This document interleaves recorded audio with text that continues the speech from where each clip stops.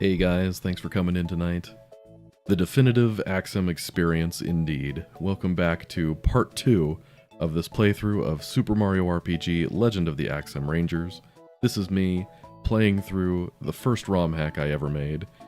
It's a ROM hack for me, made by me, and about me, or something like that. I mean, look, there's my picture right there. But anyway.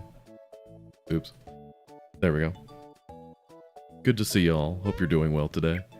Let's get back into it. Alright, when we last left off, we made our way to Marrymore, and there is a shop here. We need to buy some stuff.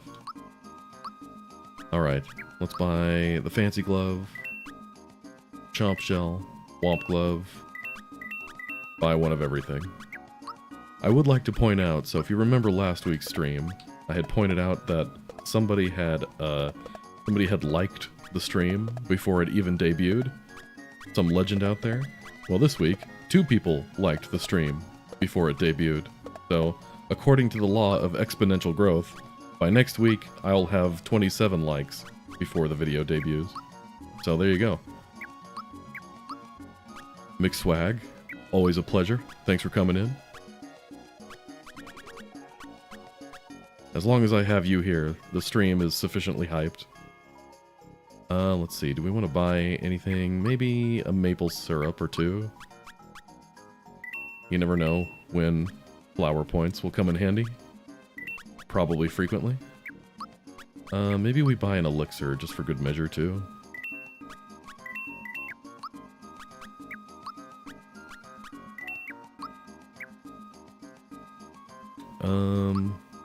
We do need a nap. Naps are good. I will not be staying in the suite.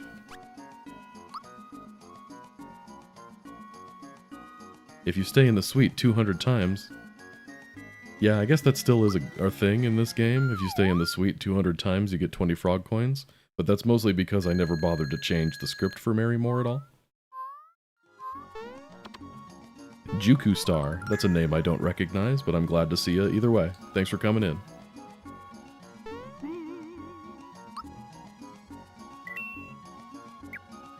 Alright, let's go beat up a cake.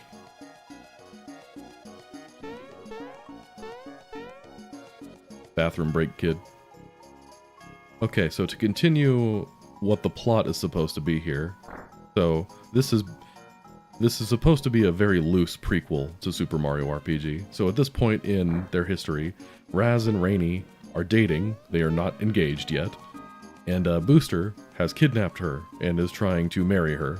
As it turns out, the whole thing with Princess Toadstool, where he forces her to try to marry him, that's not the first time he's tried to do it.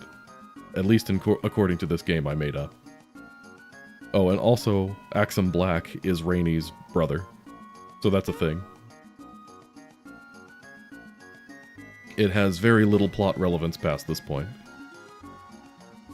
But man, don't his sunglasses look cool? Hey Miguel, thanks for coming in. Oh, Miguel, you reminded me. Funny story. So, time for me to rant a little bit. So, YouTube, once you reach the threshold to have your channel monetized, which, you know, I've been there for a while, YouTube starts taking you a bit more seriously as a content creator, and it will tell you, YouTube will tell you if it has reason to believe that somebody is infringing on your video's copyright. Now, of course, since I was the first person ever to post videos of Super Koopa RPG, it now tells me, you know, if somebody posts a video of Super Koopa RPG with no commentary on it, you know, nothing that, nothing added to it, I guess, if I can say it that way. It's just the game itself, there's no commentary or any music or anything over it. Then YouTube flags that for me as being potential copyright infringement, and asks me if I want to do anything about it.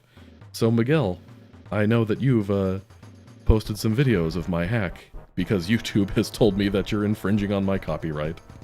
But of course, you're not actually infringing on my copyright, so there's not going to do anything about that, of course. I just think it's funny. Okay, so anyway, Booster. Trying to forcefully marry somebody, so now we have to beat him up along with his cake.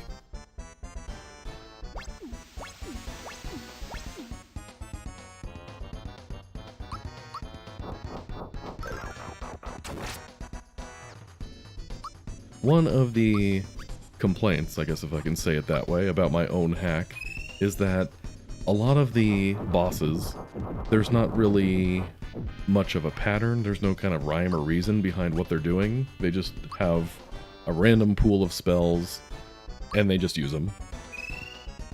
You know, bosses can use various elements, it's all just kind of random. Honestly, I did not do a good job of putting that part of it together. But hey, it still functions, right?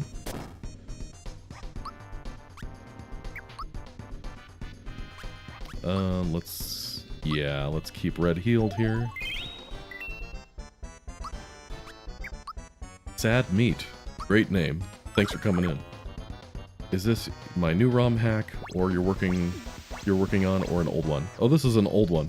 This is the first ROM hack I ever made back in the day when I was, I guess technically a teenager. I was like 18 or 19 when this got released.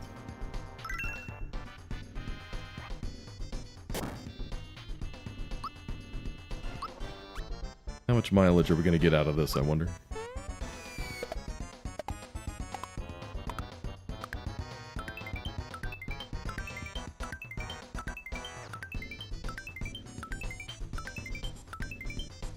Yeah, I still suck at those.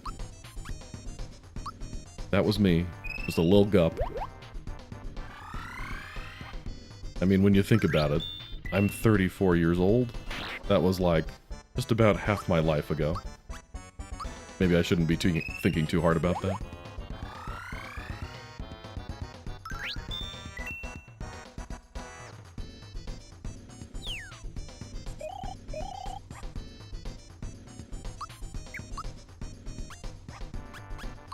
If I could go back in time and say one thing to my 10-year-old self, it would probably be, shut up, you're like 10.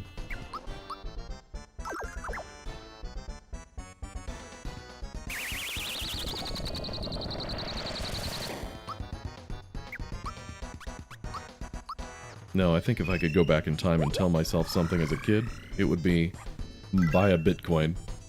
You won't know what that means, but trust me, just buy Bitcoin.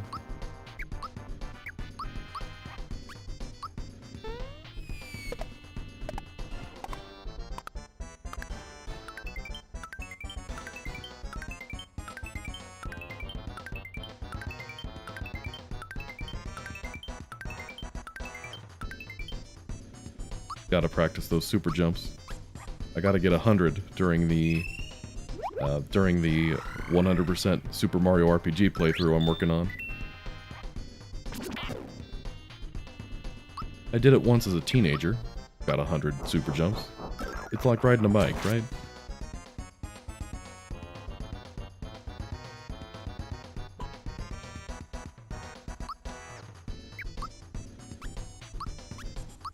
Good thing I still have some of these.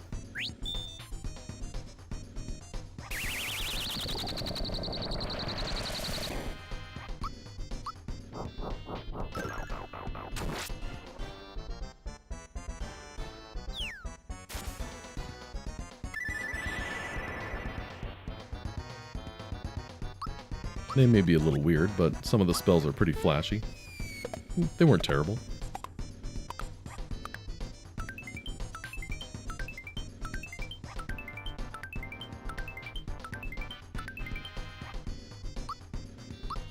Man, how much HP did I give this guy?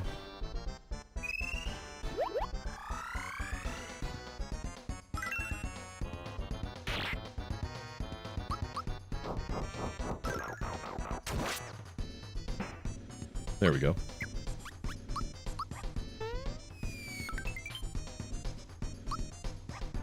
Let's see, is the cake?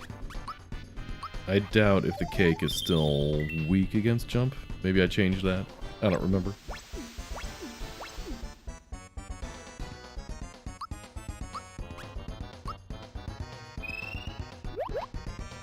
Are there a lot of Super Mario RPG ROM hacks now? No, not really. I mean, yeah, back in the day it was just Bob-omb Mafia and Armageddon. And then I think mine was not long after those. But yeah, there really aren't that many still. There are definitely a few more, but not a huge amount.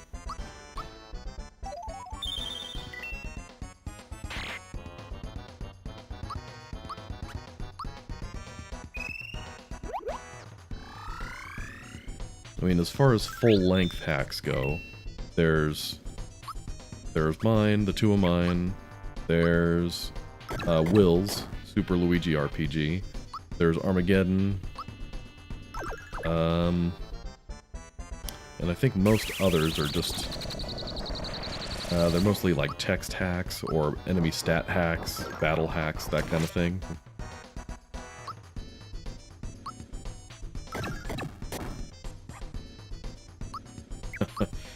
The ROM hack renaissance is coming soon. Oh, is it now? This is news to me.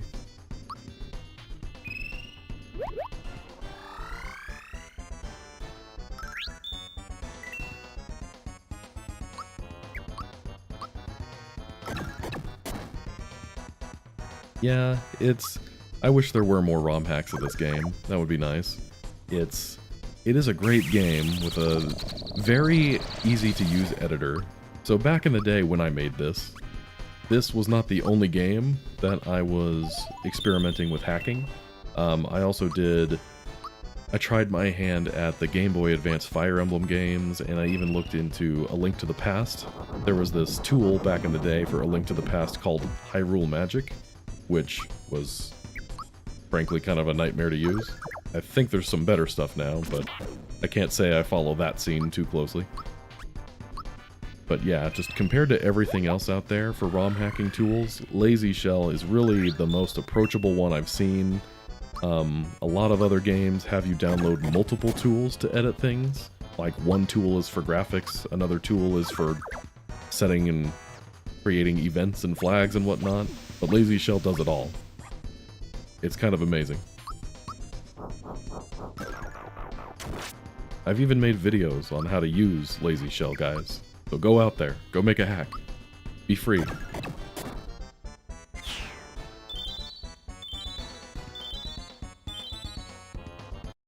Alright, there we go. Goodbye, cake.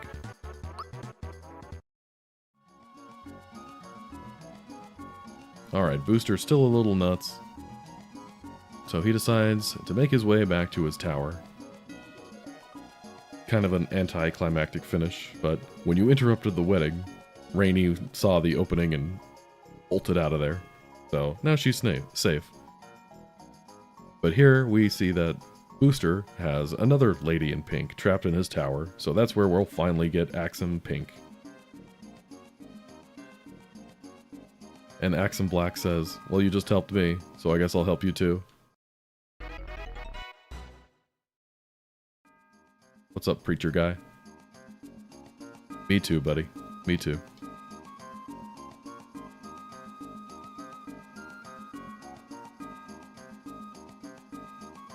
Alright, before we move on, let's get a few supplies. Refill our flowers.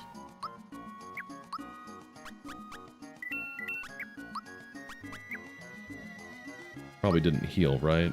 Oh no, we actually did heal. Yeah, we should probably have Black on our team. The fact that he's level 9 and we've still got a couple people at level 7 tells me I might be a bit underleveled, but that's okay. Never stopped me before.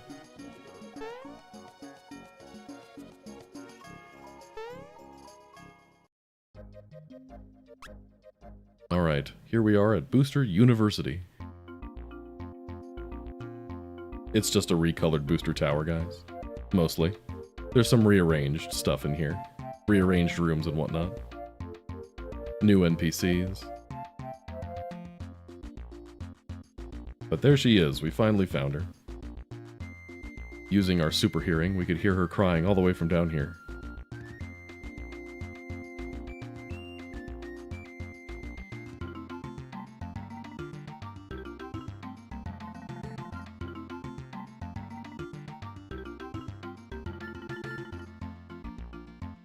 Yellow's still supposed to be in this scene, but he kind of disappeared. But that's fine. We can just walk through the front door.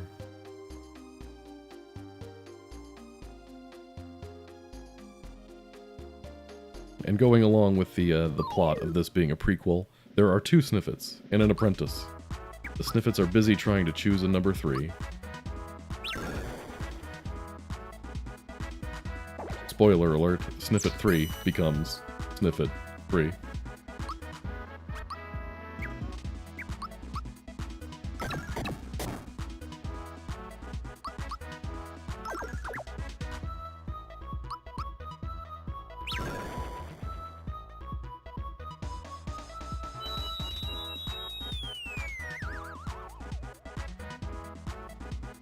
Maybe that was part of the balancing that I had in mind with this.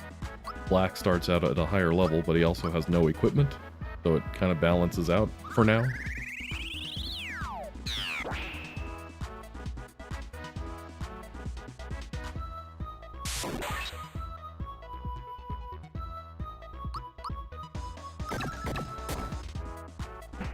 Alright, relax, Sniffet.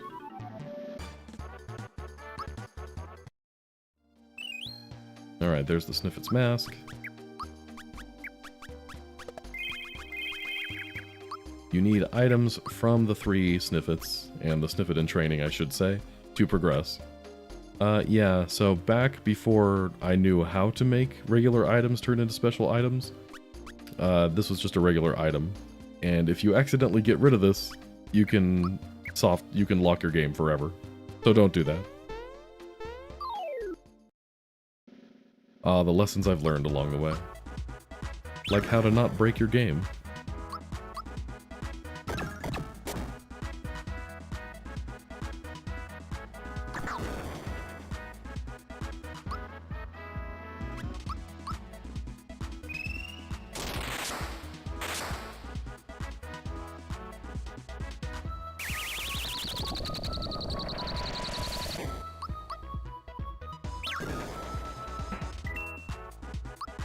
Nice. Beat up the orb guy next.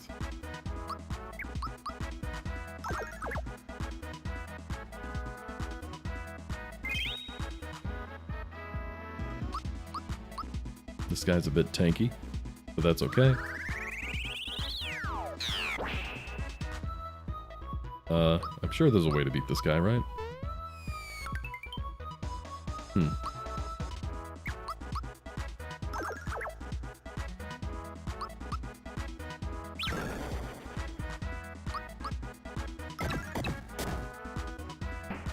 Okay, there we go. I just gave him really low HP. That's why he's so tanky.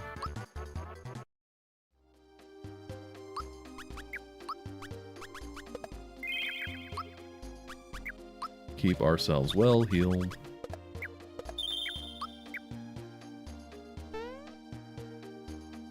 And we need a hall pass to get to the upper floors of the university. What's up, hammer guy? Okay, here's the minesweeper room.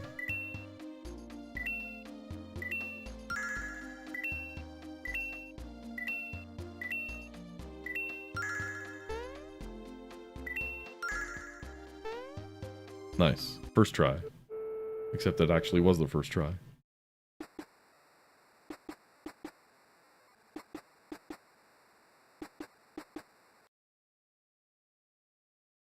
Booster. And his train matches the rest of his tower. Look at him being fashionable.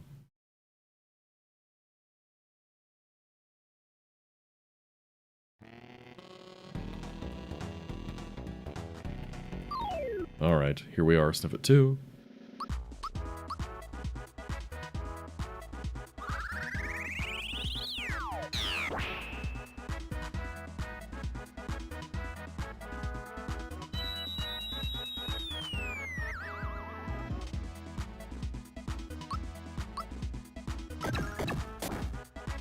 Punch his lights out. Keep ourselves healed.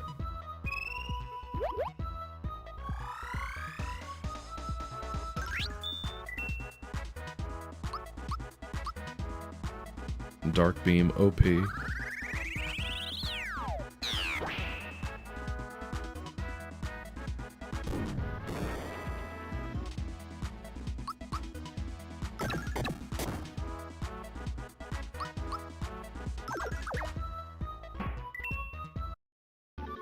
Alright, there's another one down. There's the cloak. How far are we from leveling up? 20. 7. Okay, not terrible. Could be worse. Never bothered to move that. This is... Okay, this is the optional fight against the secret boss. Before we do that, I think there's a save point somewhere up ahead. That sounds right.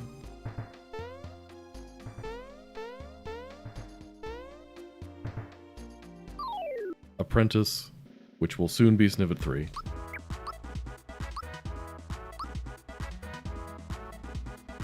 Yes, sad meat. This game is in fact available to download. I believe I put a link in the description for it. There should be, anyway.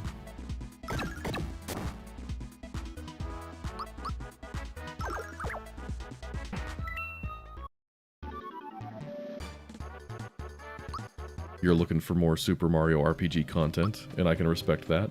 Okay, here's the Sniffet shoes. Again, don't toss them, or you could be in trouble.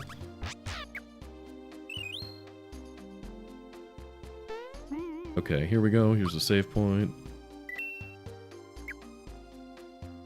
We will catch the optional boss on our way down.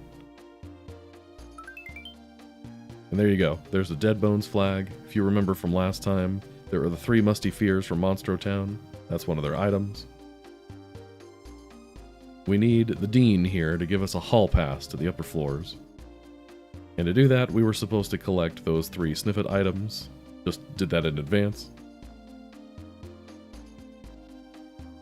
But now, we have to fight him or her? I'm not really sure. We have to fight them to get the hall pass. Blah blah blah, bring me the things, I already got them. Yes, here they are.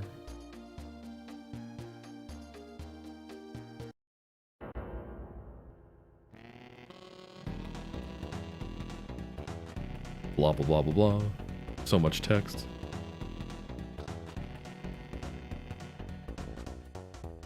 Alright, let's do this.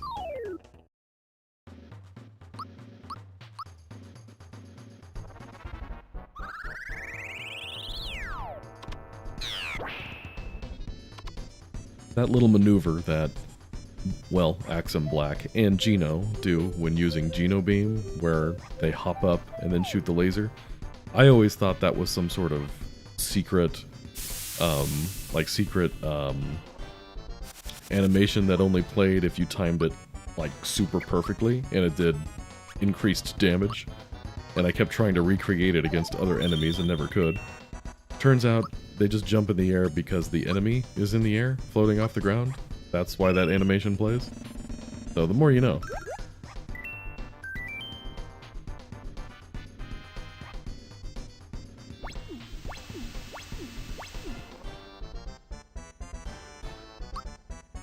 Alright, this guy's specialty is using magic and annoying status effects.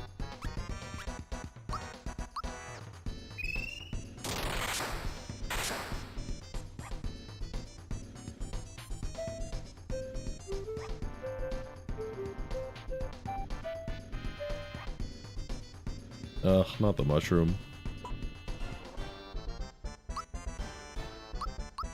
This is the best I've got.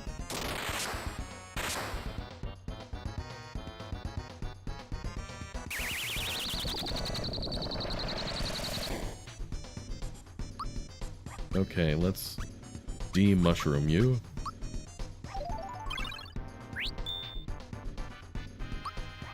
Alright, and Black's back to normal. Great timing.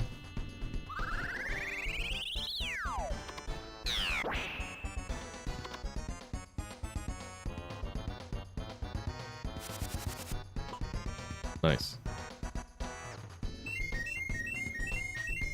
Yes, by all means.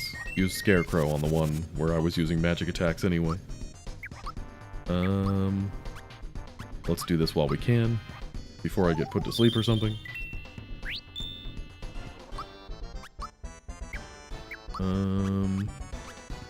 Yeah, that's fine.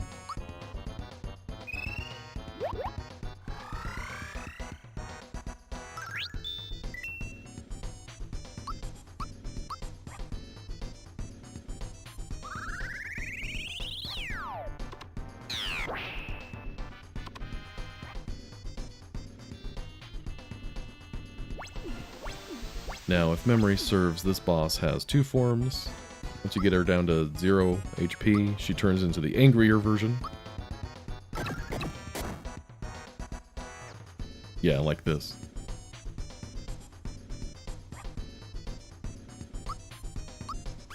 Angry mode activated.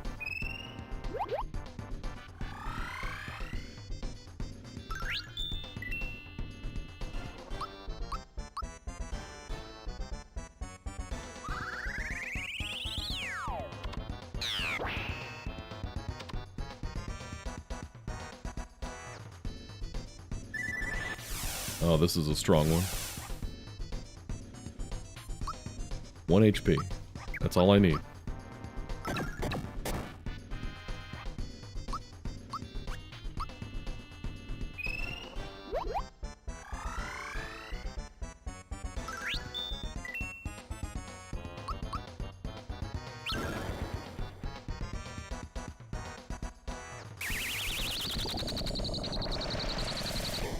gonna have to do better than that.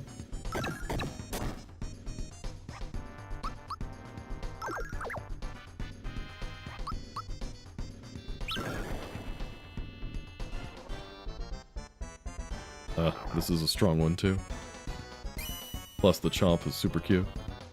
Everyone loves a good chomp.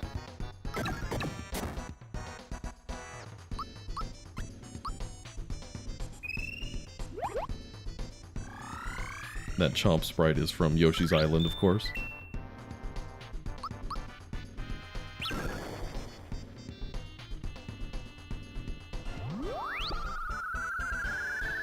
Yeah, I don't really know what to tell you about that attack. It's just a weird one.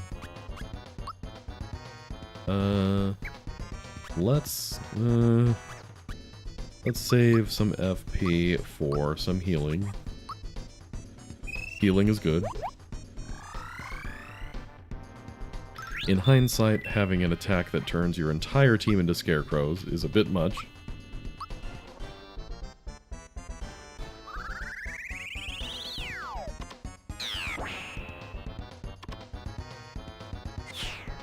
Nice. Okay. Well, another one down.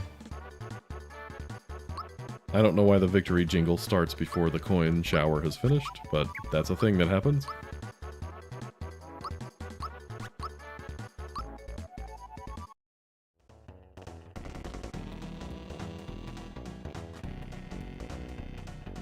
Alright. Now we can go to the upper floors. Just what we needed. Okay, now that we've taken care of that,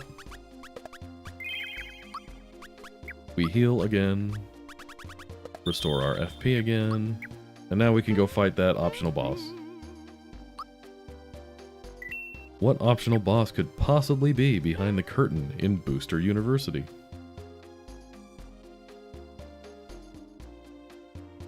Hello. Who's this guy? He looks familiar, but I can't quite place it.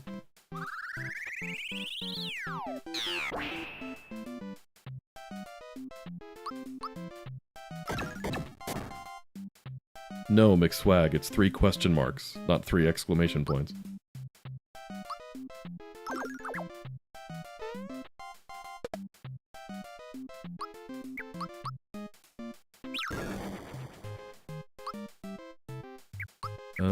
Are you weak against snow? Mario is a fire-themed guy, right? I mean, whoever this is. Yeah. Kinda middling damage. What could this guy possibly be thinking?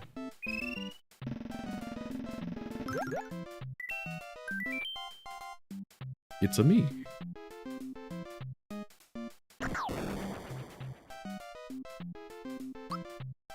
Okay, green is dead, but I can fix that.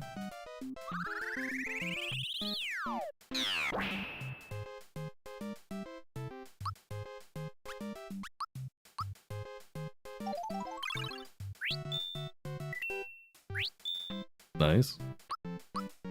We'll always take a freebie. Not the death Yoshi.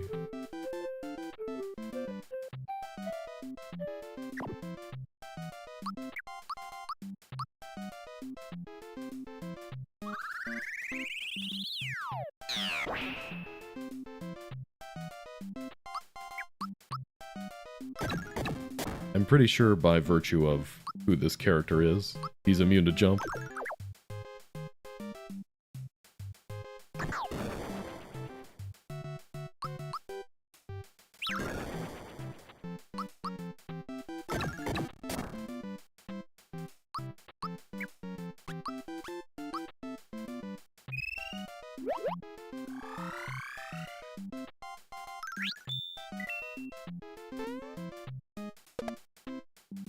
Man, this guy packs a quick, I was gonna say punch, but I guess it's more of a kick.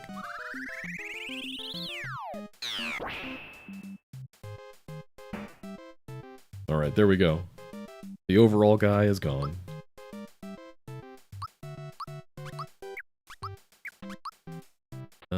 Sure.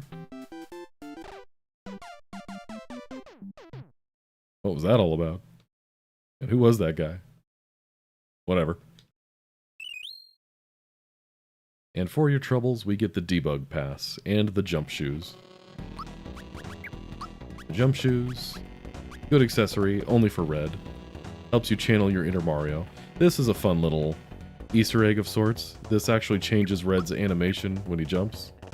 I'll show you next time I fight something.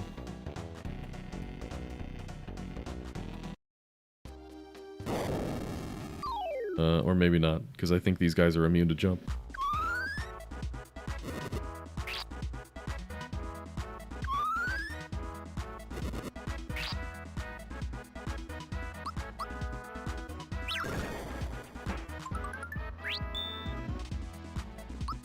Let's get you out of the way.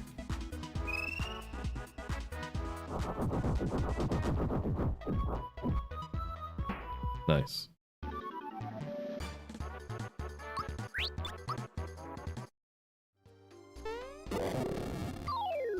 Ugh. I never liked this room. The Minesweeper room. I'm pretty bad at normal Minesweeper. Of course, I didn't understand how to play normal Minesweeper until I was like 20.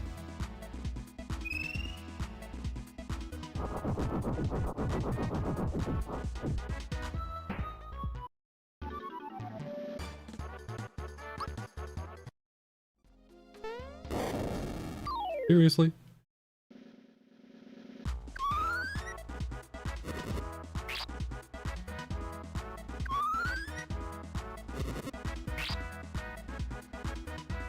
Well, looking on the bright side, I never have to come back into this room again.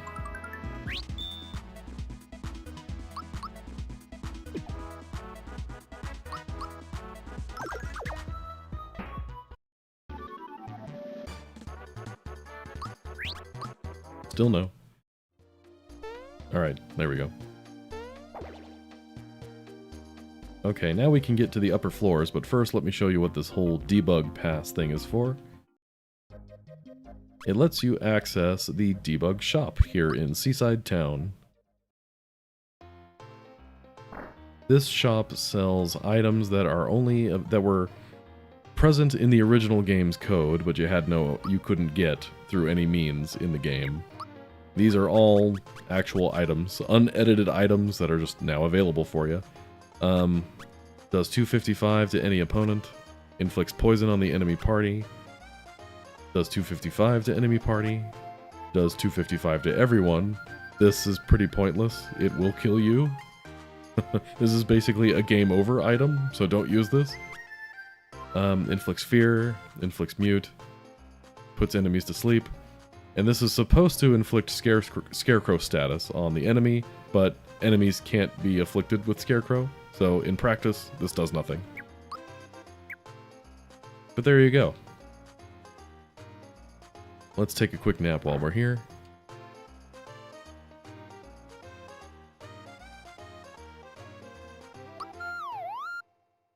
Free coins. I guess I can do that.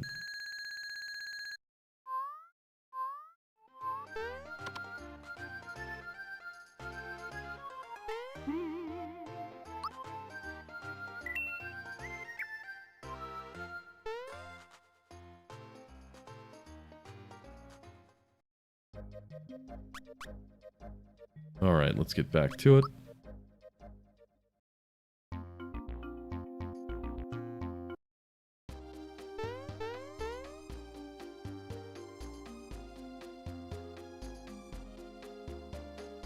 Thanks, guys. Okay. Now we can climb our way to the upper floors of Booster Tower. You like these pink chomps? They're chompettes, guys. They're girls because they're pink, I guess? My teenager logic for you. Okay, so here's what jump looks like when you have the jump shoes equipped. Cute, right?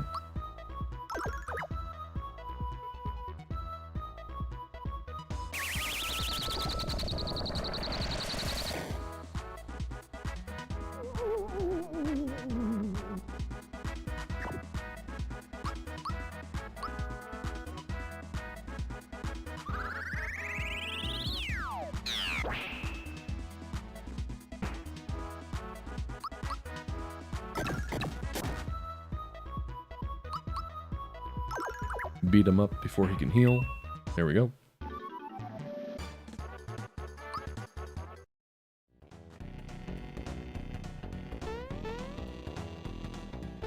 Why aren't their feet moving? What did I break? Oh well. Okay, let's get this. I think this is just the masher, again. Yeah.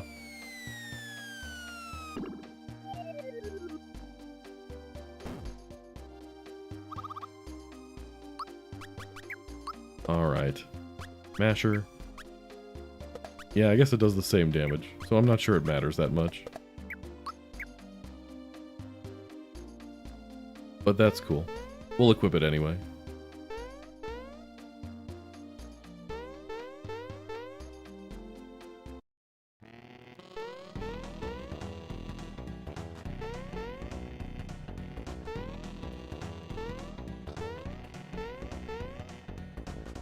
Hey Bob, thanks for coming in. Glad you liked it. It's the little touches like that that make a ROM hack really stand out.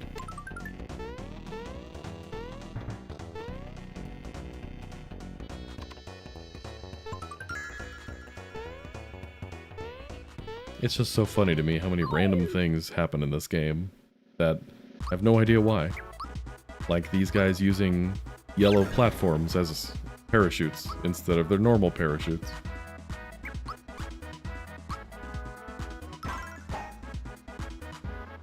I have no idea how that would have even happened.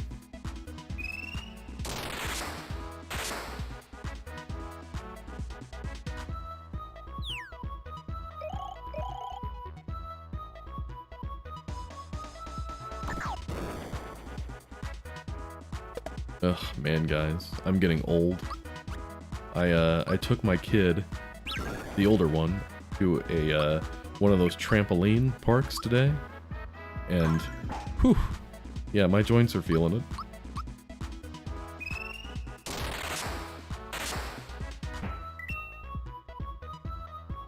Here I am thinking, yeah, I'm in my 30s, I'm still able-bodied, I can keep up with my kid.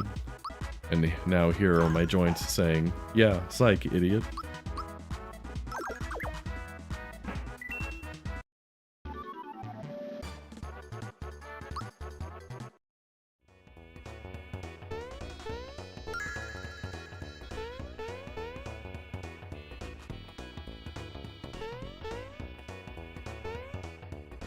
Alright, sneak past the bombs.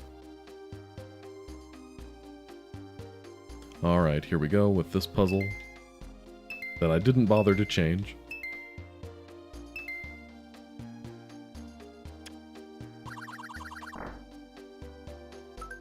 Oh, in fact, I think this is where another optional boss fight might be. I honestly don't remember how tough this guy is. Let's go find a save point. Check out Booster Pass. We haven't even been there yet. Yeah, let's go save.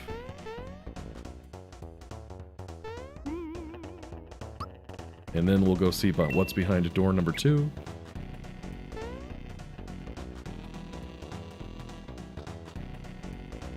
Excuse me, ma'am. Alright, through the door. And it's Croco number 2.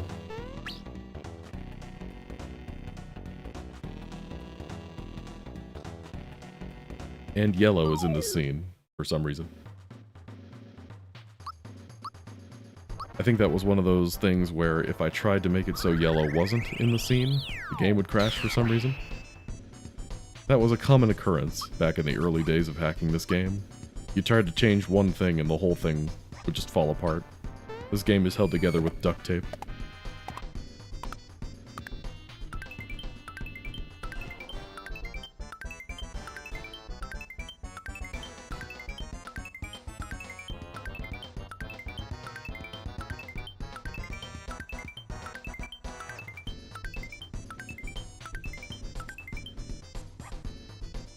I think that was a solid, what, 27? If I counted right?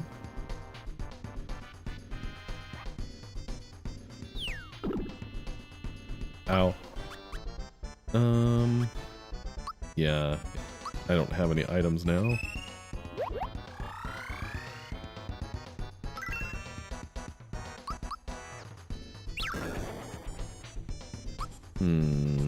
Do I want to use my last precious FP on this? I guess not. 8. Okay, maybe I should have.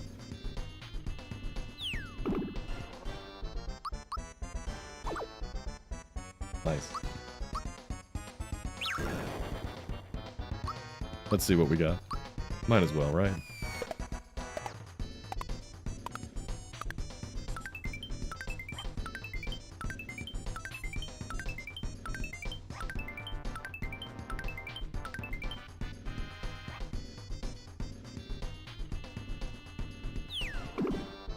Alright, just gotta live. But he does a lot of damage. So this might be touch and go.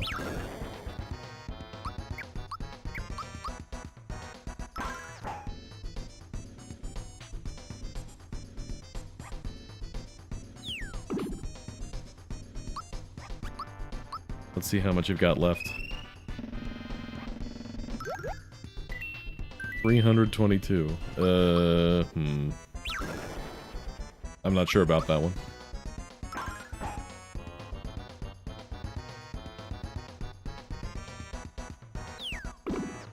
Okay, that's exactly what I needed. That was a very good miss. I think we might do it now.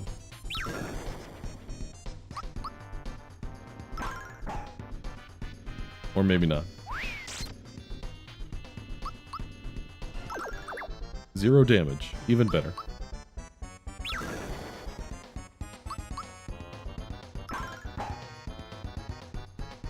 Okay, Red, you are not helping. I need that RNG to swing up, not down. Or you can just die, that's cool too. Alright, cool, we got him.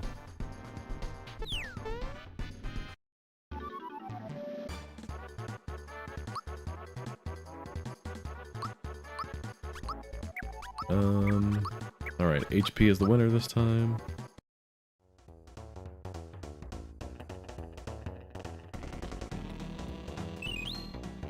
Alright, that's 2 out of 3 flags.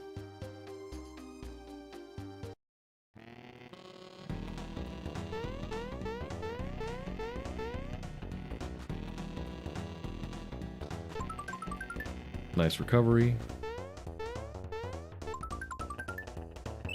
Can't forget the goodie bag.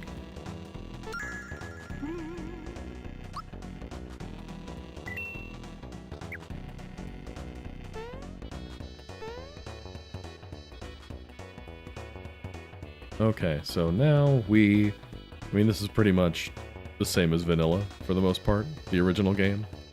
Here we are in the balcony, trying to rescue Pink, but the door is locked. We need Booster to open the door for us. So we have to hide behind the curtain, except I forced the boss fight in this game. You hide behind the curtain, but you can't actually move, so you still have to fight Booster. I just noticed there's some sort of weird shadow over Princess Peach's head on the doll. That's a new one.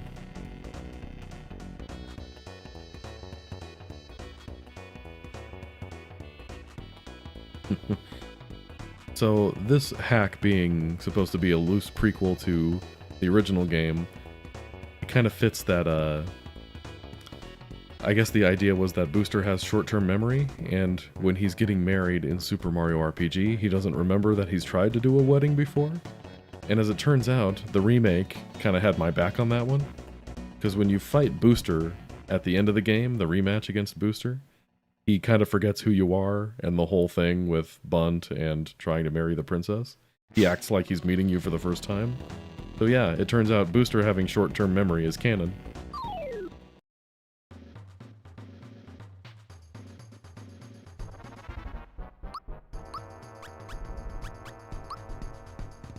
Probably should have started with the apprentice, because I think he's weak against this.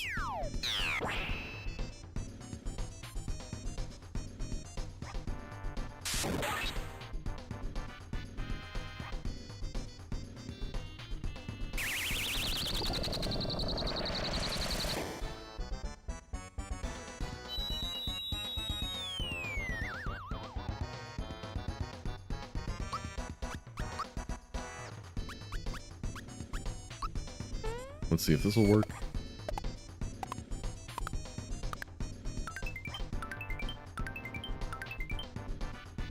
Good enough, I guess.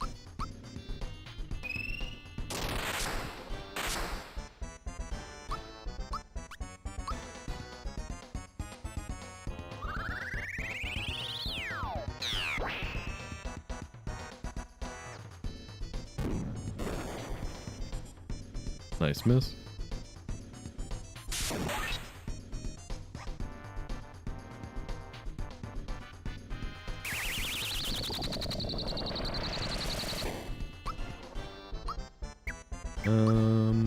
Do I have any honey syrups left?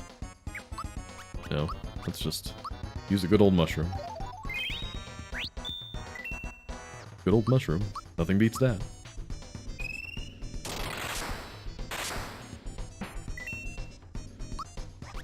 I think this should do it for the apprentice too. There we go.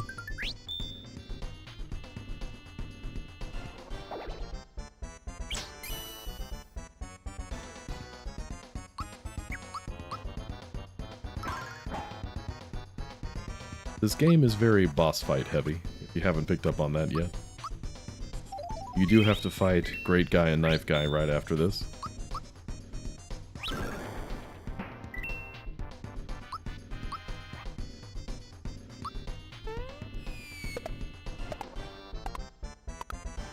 That's the spirit, McSwag.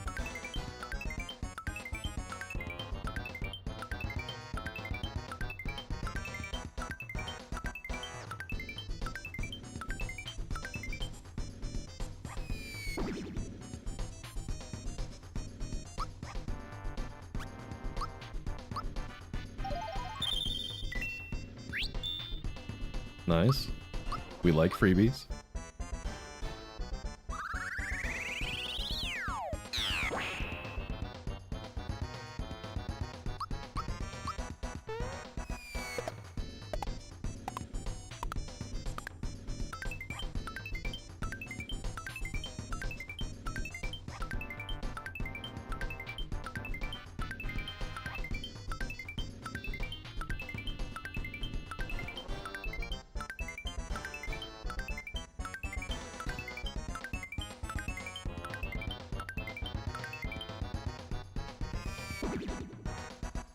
Getting a little better at those jumps each time.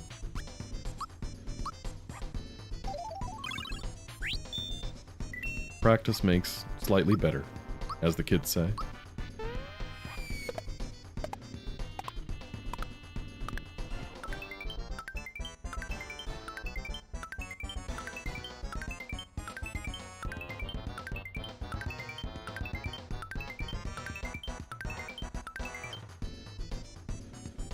Uh-oh. Black got run over by a train. Happens to the best of us.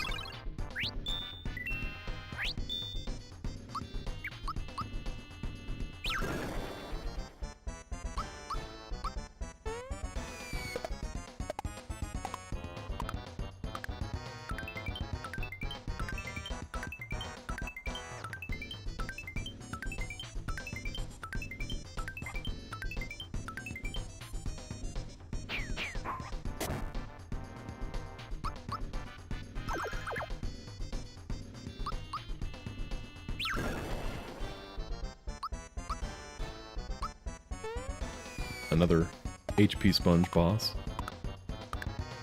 Gotta go down eventually, right?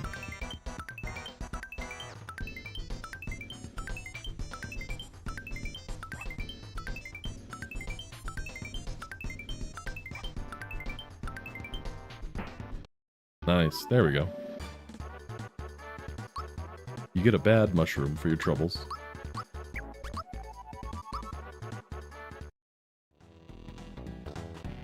And Booster is sideways for some reason. Hey, that's me.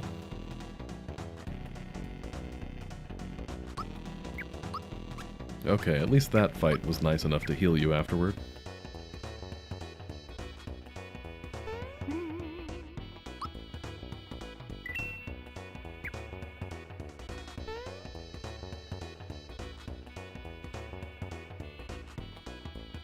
You like that tiny little Axem red doll up there?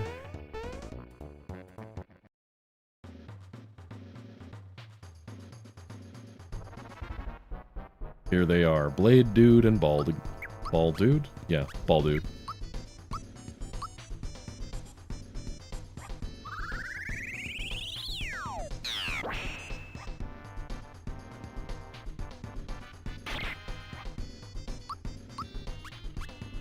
Knife to meet you.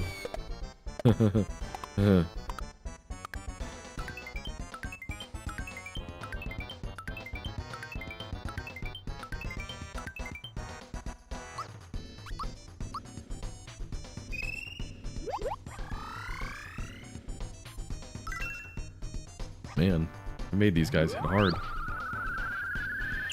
They do like half of your health in one attack, and that's when you time your defense.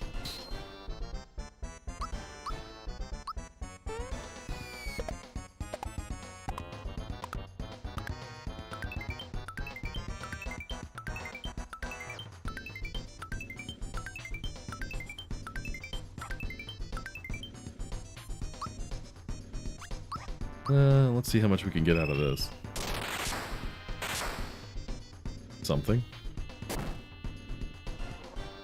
Uh-oh. Not the team attack. Whoop-de-doo.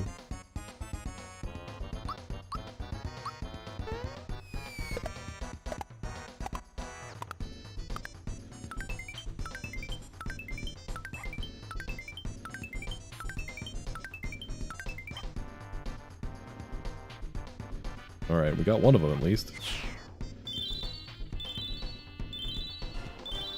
Back when I was a kid and I was playing the original game on my crappy box TV set with very low resolution, I couldn't tell what their faces were supposed to look like. Like, I couldn't tell where their eyes and mouth were, so I thought, like, the white brim of their hats were their mouths, and the polka dots, like the polka dot that's immediately above the white brim was their eyeball, and they were like cyclopses. Again, this game came out when I was 5, guys.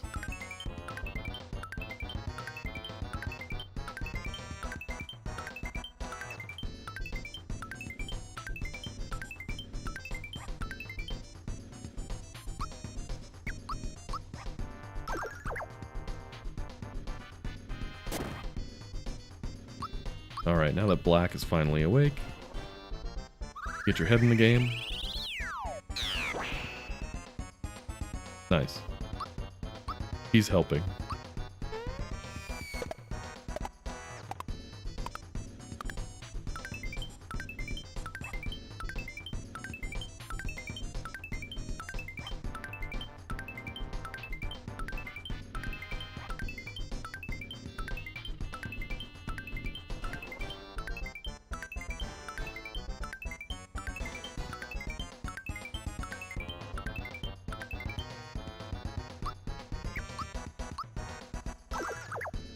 I think that was 33 jumps. Not bad. If the attack scarf was a thing in this game, I would have earned it, but it's not.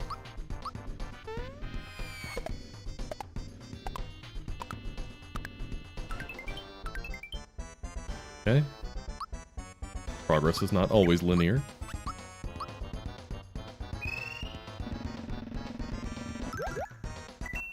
Alright, almost got him. Yeah, I feel that, my guy.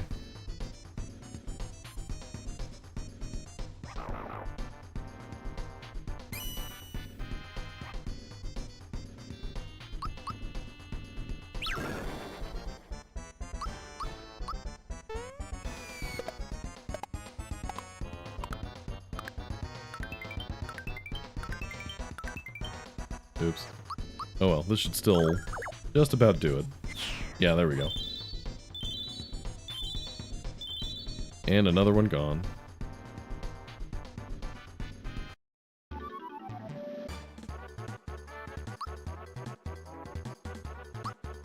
Nice.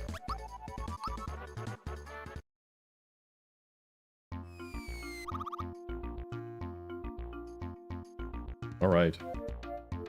We finally got the band back together, guys. We rescued Pink from the clutches of Booster and his odd kidnapping women ways. Don't think too hard about it. But this is the part of the game where everybody compares notes and is like, why are you guys traveling with each other? Oh yeah, we all decided to help each other. So why don't we continue to travel together? Yellow is the only one who still hasn't had his plot resolved. We were supposed to be chasing down the blade. And Red, of course, made a deal with Yellow. You help me get Pink back, and I help you get your blade back. So now, we still have to go do that.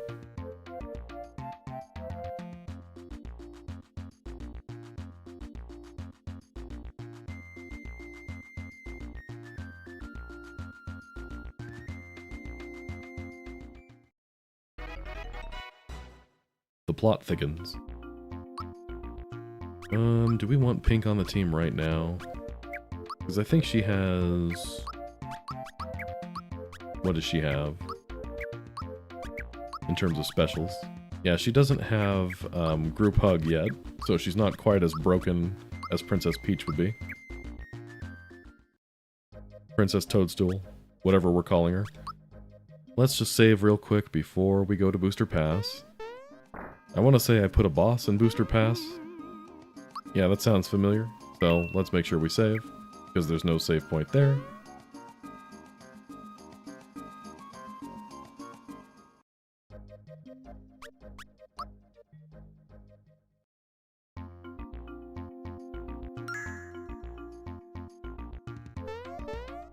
Very brown palette.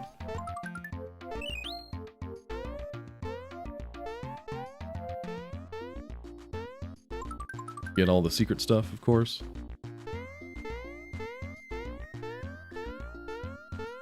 Yeah, there is no apprentice in training yet.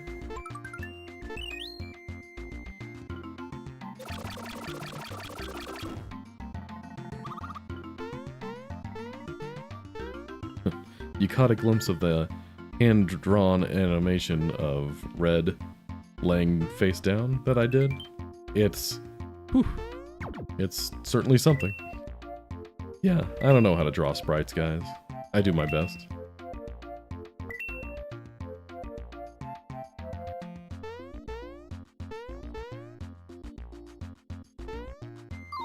Yeah, there's the boss fight. Absolutely no warning. An eggplant and this green carrot.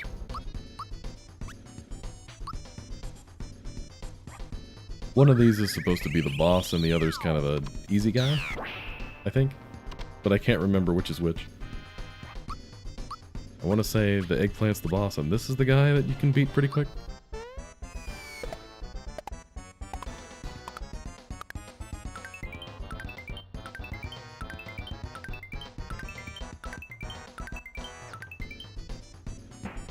There we go. How are you doing, eggplant? 1400 HP. I'm delicious and nutritious. Same.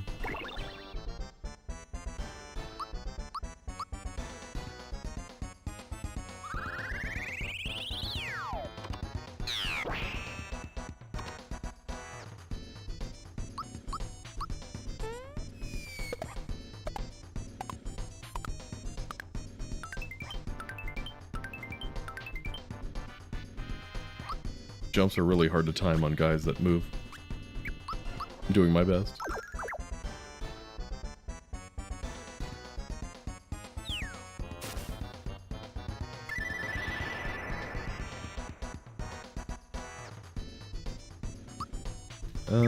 Let's let green bring red back. Black is our damage dealer.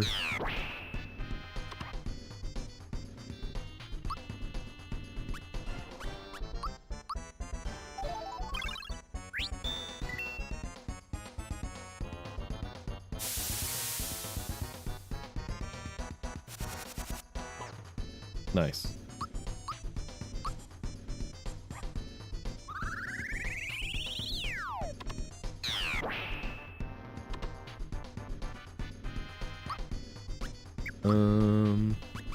Yeah, FP's good. We like FP.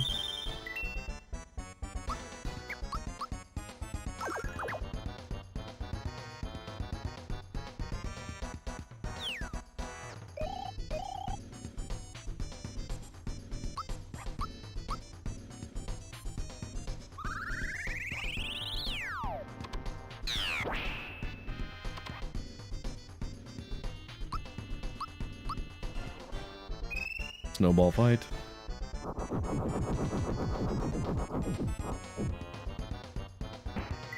There we go. Bosses aren't too bad when you can hit their elemental weaknesses.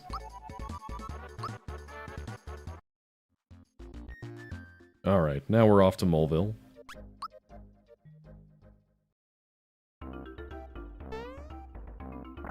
Okay, let's buy some stuff.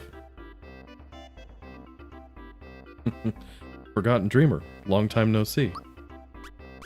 And I appreciate that you would never dream of waltzing in here without saying meowdy. Alright, let's just deck out everybody. Buy ourselves a nice little miner's hat.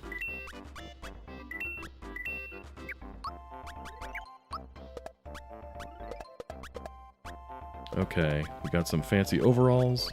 Black actually gets some equipment now, which is nice. Let's see. It lowers magic, but not by much. Yeah, sure, why not?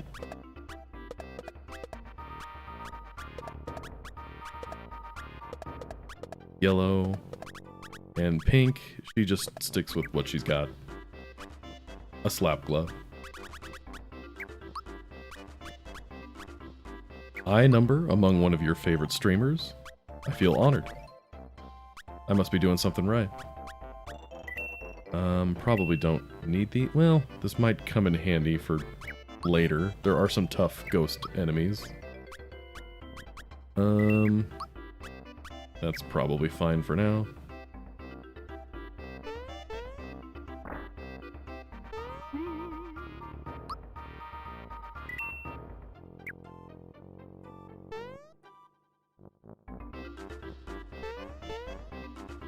Okay. Dinah and Might are not in the mines, because this isn't Super Mario RPG. This is before that.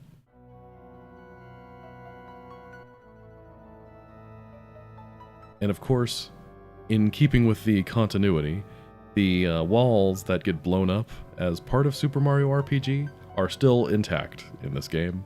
So, the mines are not as deep as they are in Super Mario RPG, but that's fine.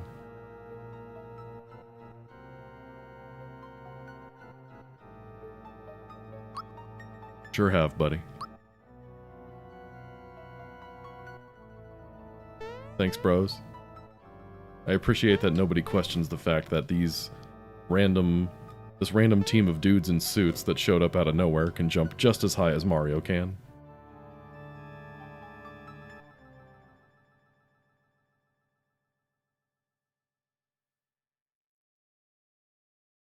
Here's our first encounter with the Balome wannabe Krakasib. I had somebody once ask me what the name Krakasib means. It means nothing. I made it up.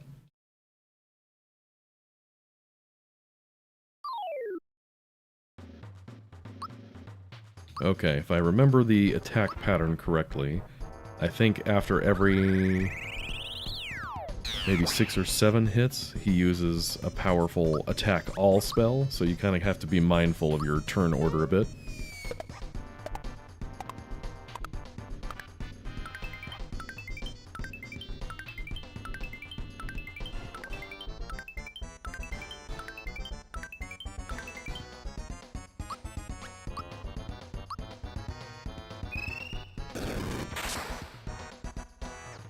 Nice. Just beat him before he has the chance to do anything, obviously.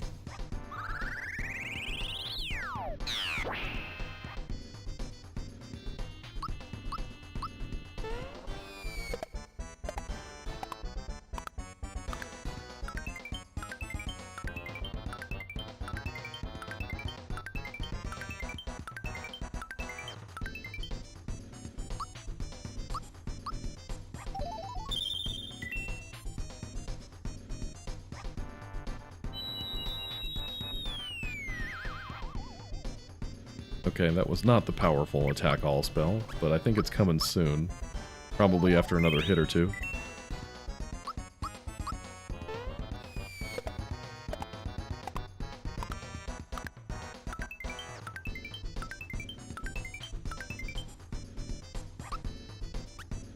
How much HP do you have? Okay, 1100. I wonder what my cousin Balome is up to.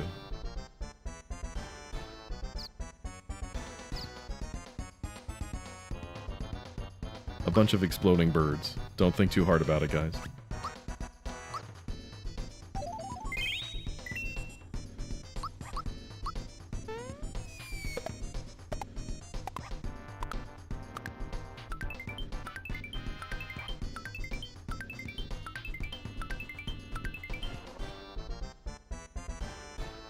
Alright, here's the counter spell.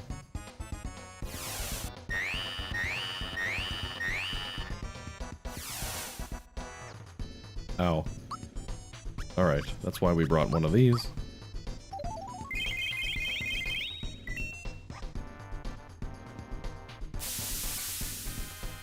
Why not? Or never mind.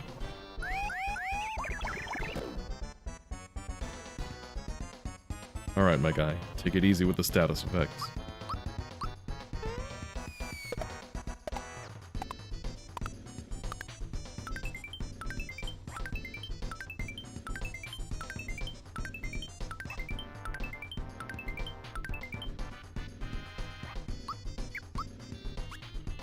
Alright, de-mushroom me.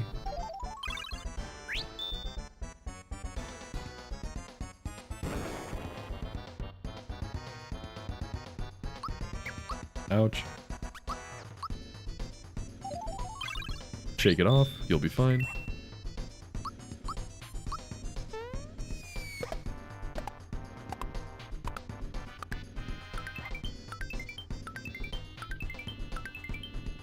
Man, not doing great with the jumps today.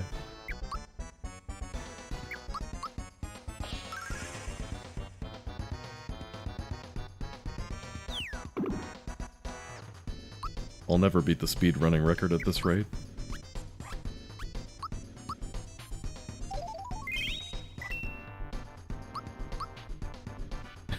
You know, now that I think about it, I wonder if this game is on a speedrunning board somewhere. I can't say I've ever checked.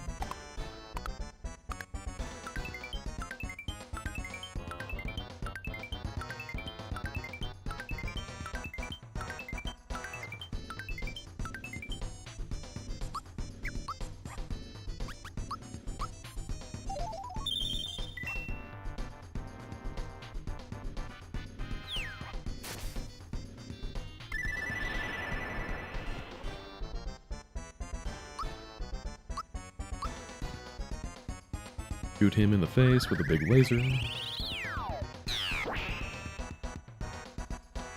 The sun is a deadly laser.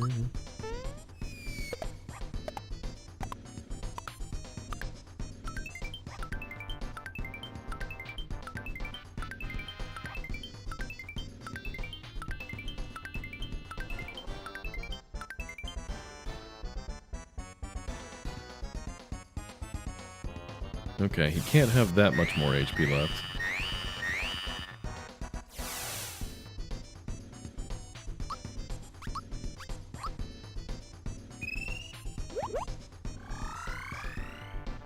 Feels like every time I say that, they die within like a couple turns.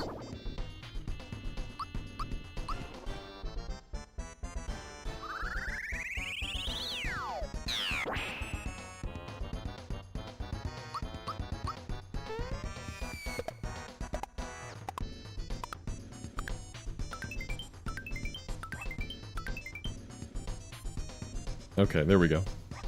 As predicted.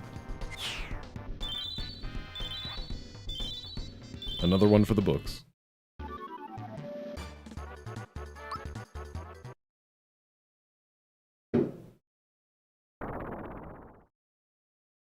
Someone just set off a firework in my neighborhood.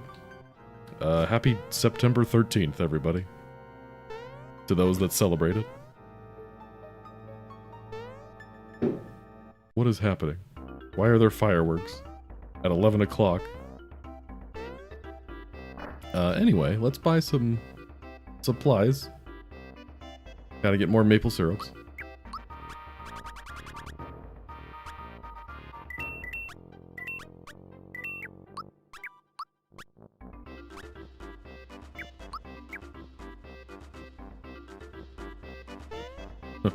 That reminds me. So we have this, in a stereotypical family of four fashion, we have a giant fridge magnet in our house that has a calendar on it. It's a whiteboard calendar, so you can write in whatever you want to on it. So my wife wrote in, on September 21st, she wrote in Day of Remembrance. And it took me an embarrassingly long time to realize what she was getting at.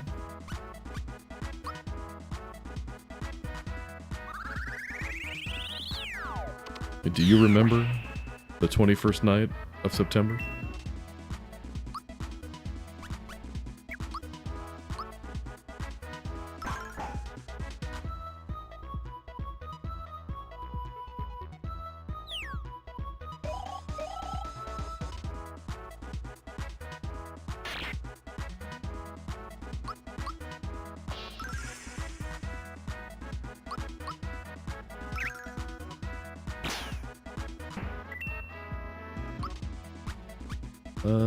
Okay, yeah, we'll attack the crystal dudes.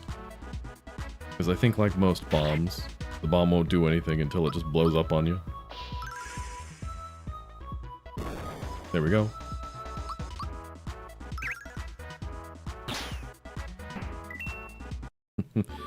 No worries, Bob. You're not that far behind. But, you know, this is YouTube. I know YouTube plays ads to different people at different times, so, you know, whenever you pop back into the stream when the ad's over, feel free to say something in chat. I'll respond to it eventually, probably. I just hope there's not an ad when I'm responding to it.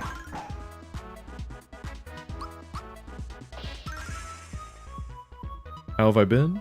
I've been good, all things considered. This is a crazy time of year for me at work, but that's fine. My job is very seasonal in nature. Well, let's go heal first. I forgot to do that after the boss fight. My job is pretty seasonal in nature, but at least the seasons are predictable, so I kind of know when my rough times of year are. And this is one of them, but it's fine. Just a few more weeks and I'll be good. Ads don't affect you? Yeah, me neither. And I'm not just saying that because I'm the one streaming right now. My brothers in Geno, it is the year of our Lord 2025. How can you use YouTube without an ad blocker? Am I allowed to say that? Is YouTube gonna ban my channel now?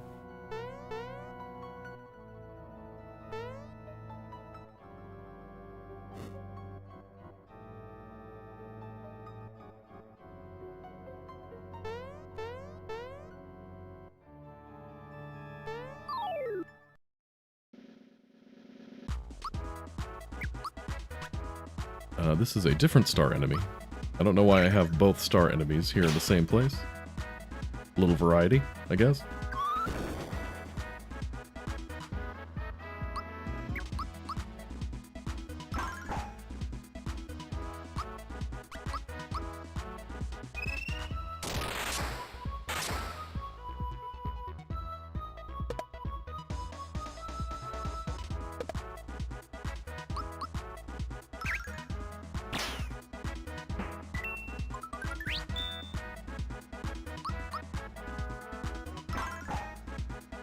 But anyway, since you asked, how you doing, Forgotten Dreamer?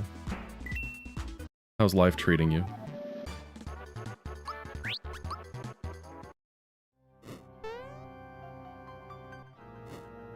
Okay. Through here, there's only one way to go. And this is the room where we come across our second golden chest. Our second plot MacGuffin. If you couldn't tell from the arrows, we're about to fight Bowyer. And Yellow's former friends continue to take shots at him. Doesn't seem like they were very good friends in the first place.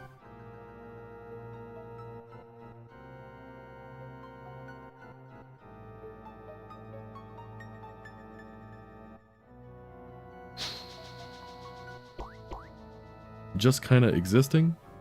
Well, sounds like things could be better. But existing is better than not existing. I'm glad you're here.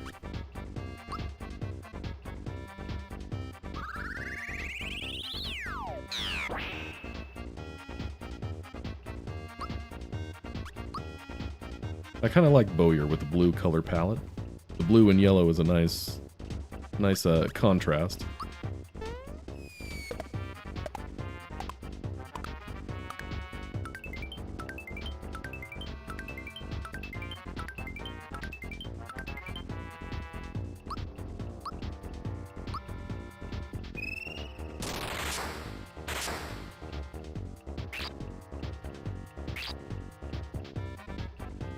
Yeah.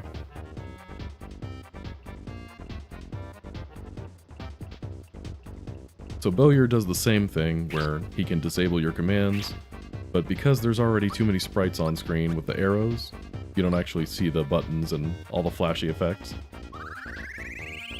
But for practical purposes, it's the same thing.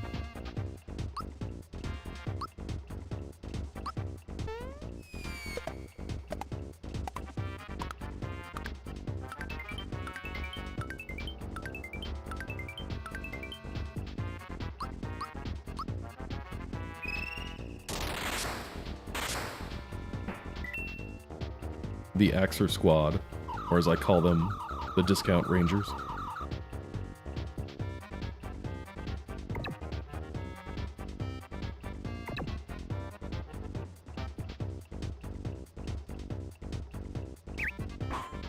Ouch. Stop.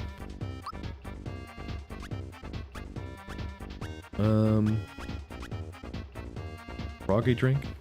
When did I get this? You know what, maybe... Oh no, my special attacks are disabled. Yeah, fine.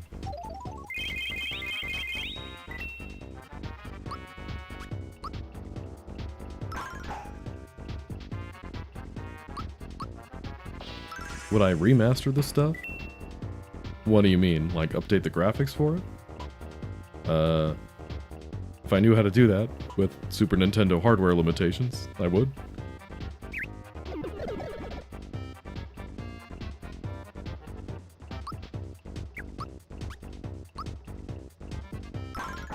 I don't remember if Bowyer summons more arrows if you get rid of them all, so I'll do the tried and true method of just taking out all but one.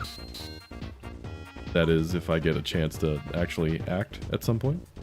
That'd be handy. Would I redo it? I would not redo this hack specifically. At this point, this hack just kind of is what it is, and there's nothing to be done about that. But I have wanted to make a hack starring the Axem Rangers again. I might try to take another pass at doing an origin story type thing. Yeah, I think I could try another origin story type thing, because that's kind of what this was supposed to be, but, I mean, just being honest, I feel like that part of it kind of fell flat. Oh, come on, I just got demushroomed.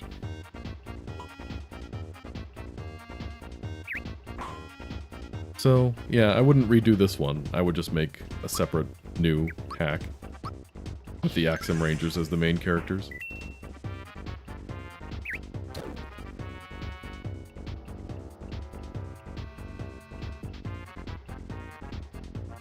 Okay, items are still disabled, which is not great. So I guess the only thing I can do is just attack Bowyer.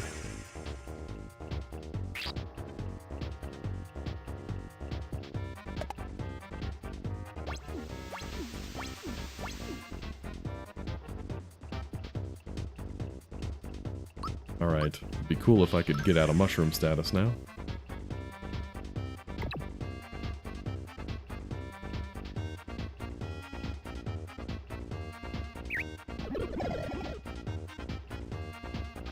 Okay, there we go.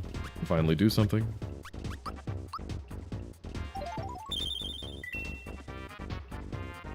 Oh yeah, special attacks still disabled. Just hit him with a hammer. Good old hammer. Nothing beats that.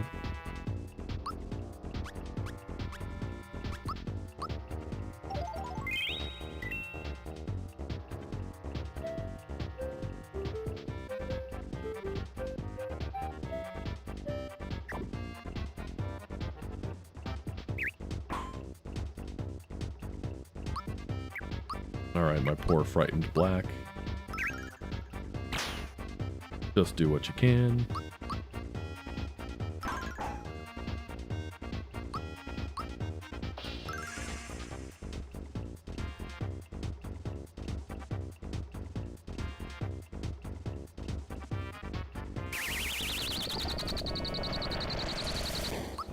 This is fine.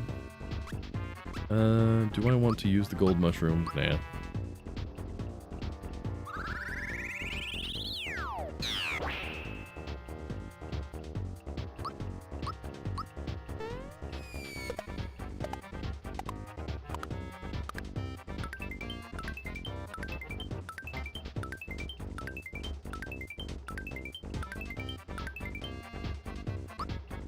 Alright, we're doing some solid damage.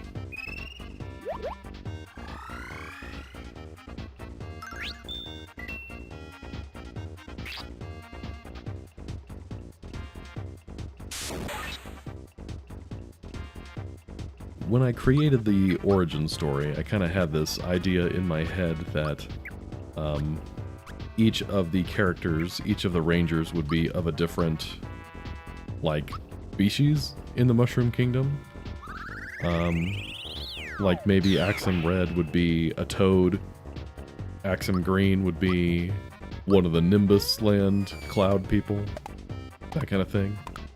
Hadn't quite worked out who would be what altogether though, but that was the idea.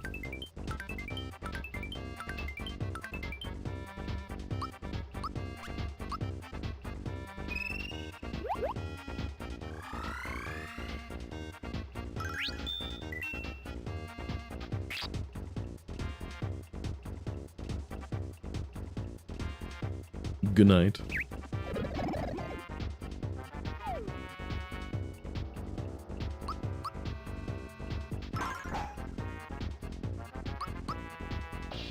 As soon as I can use special attacks again, I'm going to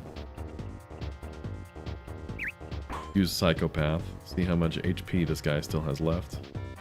And special attacks are disabled, so my scarecrows can do nothing.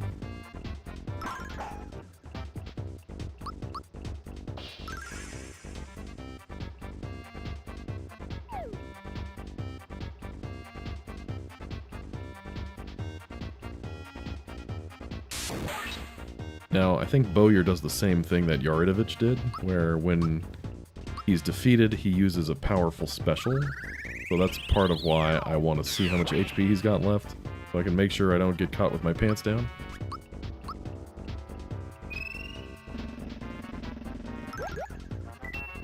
$528, okay. Still got a bit of a ways, but not too bad.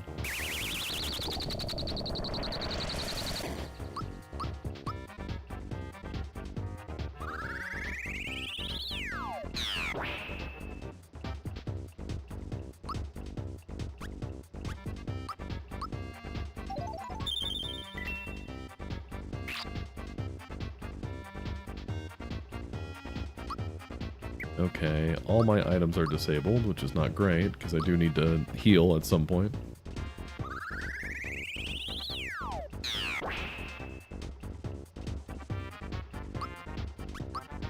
Let's keep Green healed, because he is our resident healer.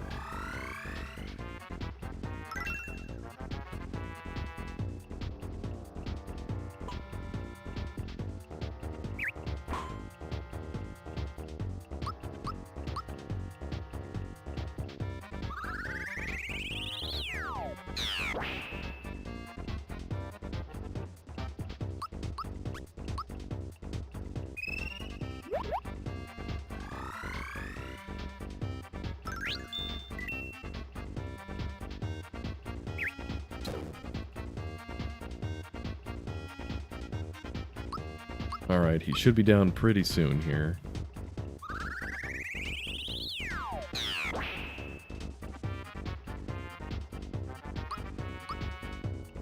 As long as green lives, that's fine.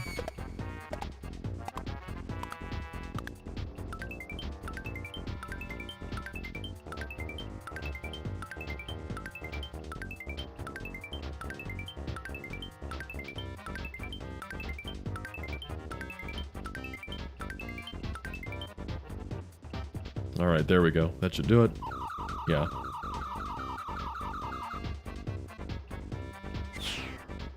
Okay, cool. 2 of them are still alive. That helps. Because we still have to take out the little arrow guy.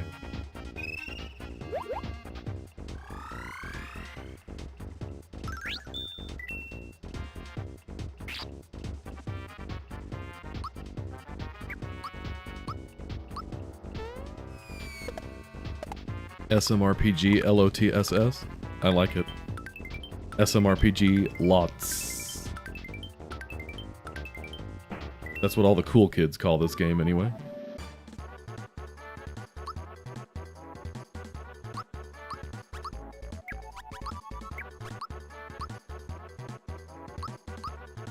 Doom Cannon. That's the edgy name for a Geno Whirl. Stink Yoshi. Poison Gas. Probably could have guessed that one.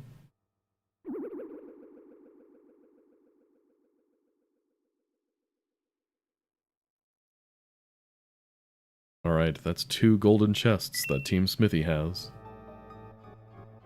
What happens when he gets all 4? No one really knows for sure. Least of all me.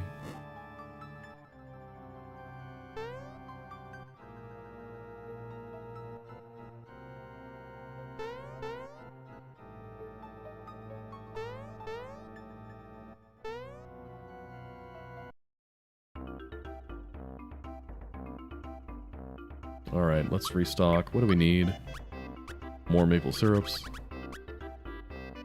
Mostly just that.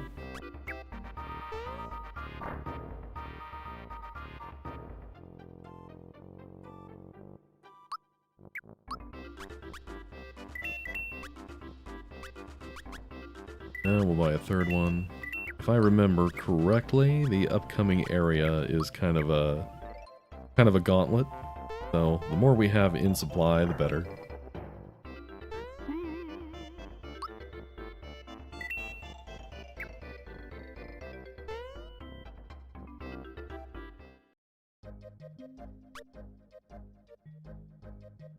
Oh yeah, this is definitely a gauntlet.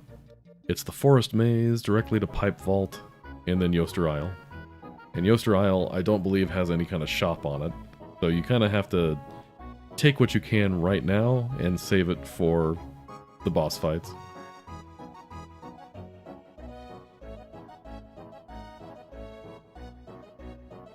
Alright, moving through the forest. Backwards.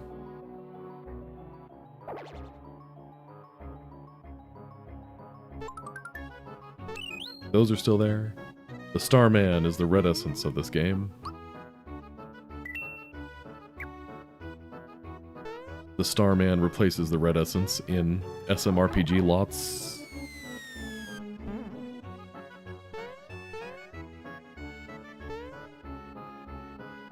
Wait, why is that guy... That guy went out of bounds? You shouldn't be able to do that.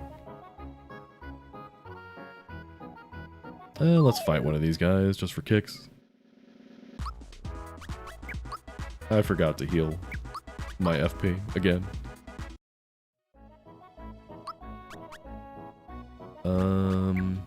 Yeah, flower box.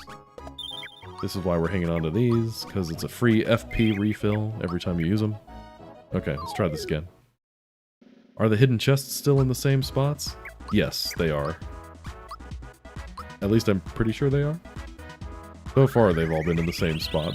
I don't think I moved any of them, but that was a long time ago I made this.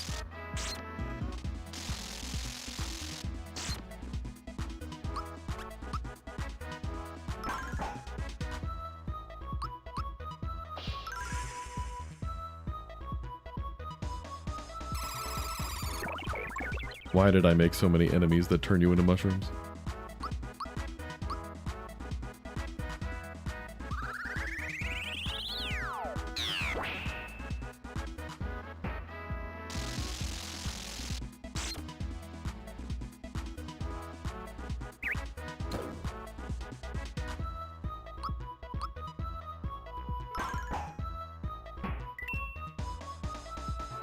Alright, we're doing great.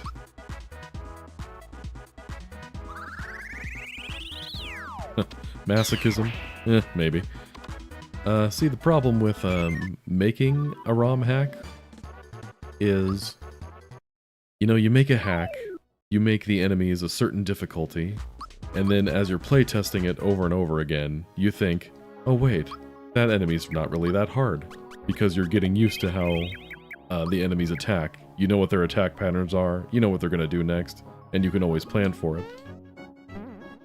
But then you come back to it, when you haven't played it in years, and then suddenly, I don't remember what any of these guys do. Why is everybody so hard?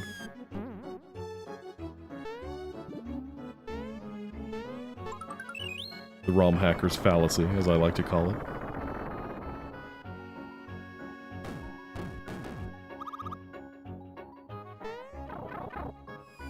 Let's see, is that fake hidden chest still here? Nice.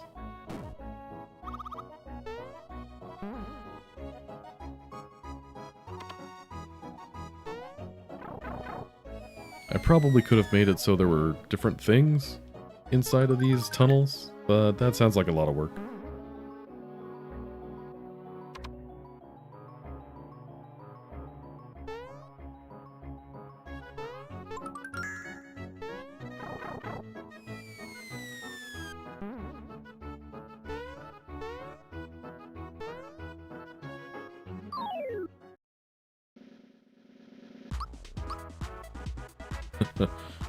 Doll Paul, thanks for coming in. In a way, you're fighting a shadow of yourself. Exactly. I'm fighting teenage me, and teenage me doesn't know what he's doing. Come on. I'm not convinced present me knows what he's doing.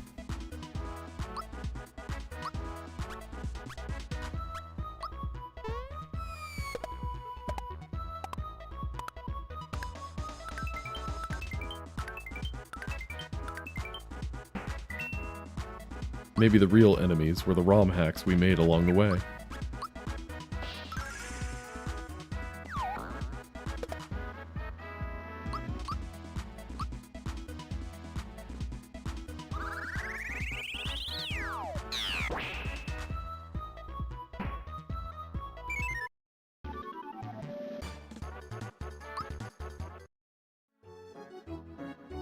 Yeah, these guys do not give a lot of experience, that's for sure.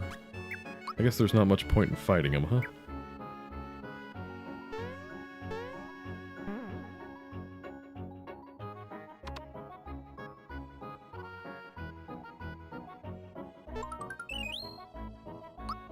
Okay, got a full house here. What do we want to get rid of? I don't know. Probably one of these. Okay, this should be a boss fight right here. So let's top ourselves off.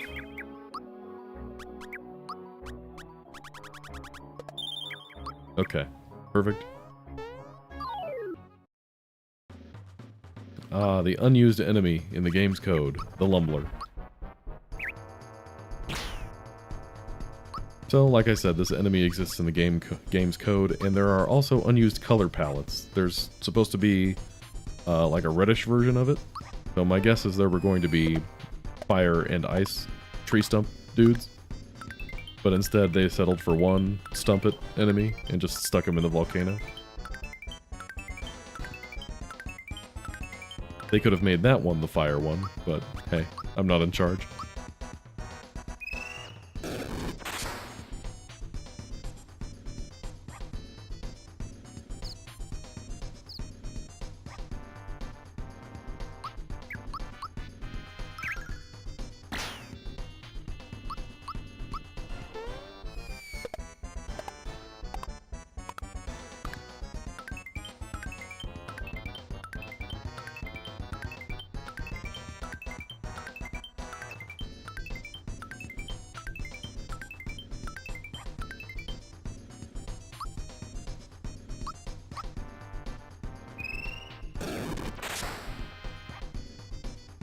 Thunderbolt and lightning. Very, very frightening. Okay, if we had to mute anybody, this is the best one. As this guy is supposed to be ice-themed, his Black's Dark Beam isn't going to do much.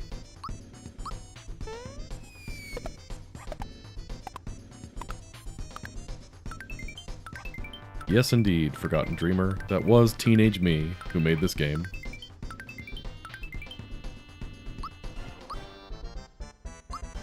The older I get, the fuzzier I get on the exact dates, but I'm pretty sure I released this when I was like 19. That sounds familiar? Do we want to use a super shroom? Am I almost 40? Excuse you, I am 34 years old.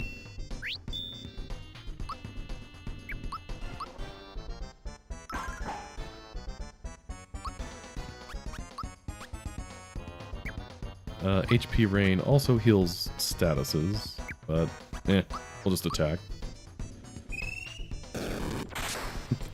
Almost 40. Unbelievable.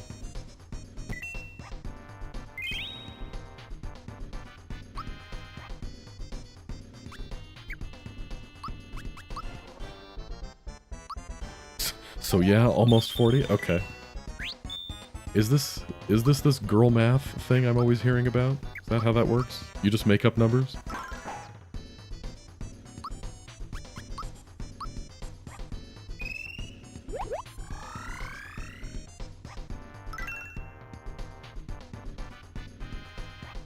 I don't know.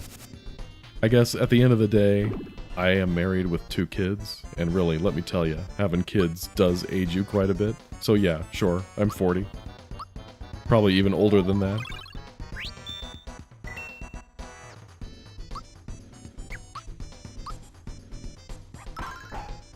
$34, not 33.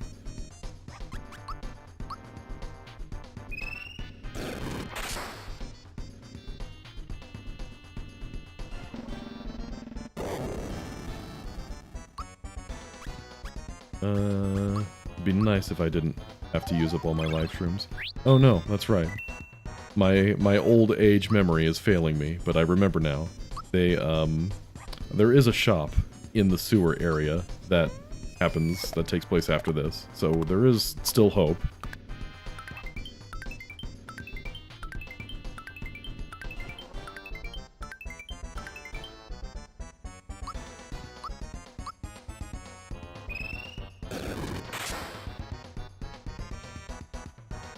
How quickly time flies indeed. It's weird to think about.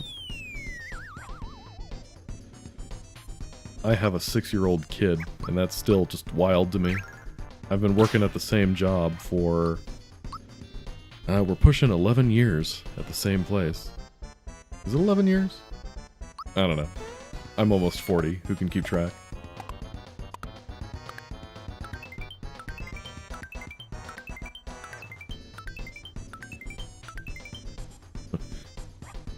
Canarus 4, thanks for coming in. I made so many mushrooming enemies to make use out of the true form pin. Well, it's a nice thought, but don't give teenage me that much credit. I'm pretty sure my thought process was, these enemies are mushrooms in a forest. They should turn you into mushrooms. That'd be funny.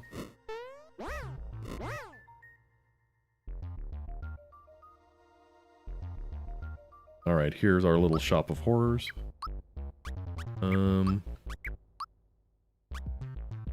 Let's see. We do need to heal. I'm tempted to buy a POW block here, but... I think this item is safe to use. I know that a weapon that Red gets toward the end of the game, the Quake Hammer, is not safe to use. It can risk crashing the game. But anyway, the POW blocks are expensive. So I guess we'll hold off for now. Hey, Tech Mage, good to see you. Been a while. Glad you could catch the stream tonight. But yeah, the fam's good, everybody's happy and healthy. The good news is, my newborn, he's not a newborn anymore, I guess. He's 5 months old. He looks just like his dad, so he's incredibly handsome.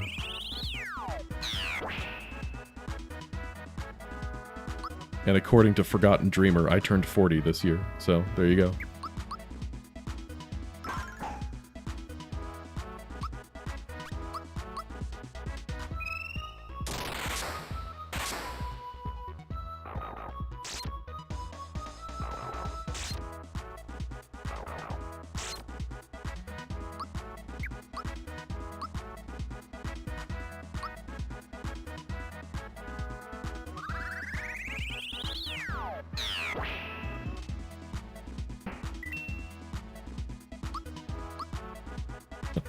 Almost 40. Close enough. Whatever. But yeah, the Iron Man stream, I don't know. I don't know if I'm gonna pick that Iron Man stream back up.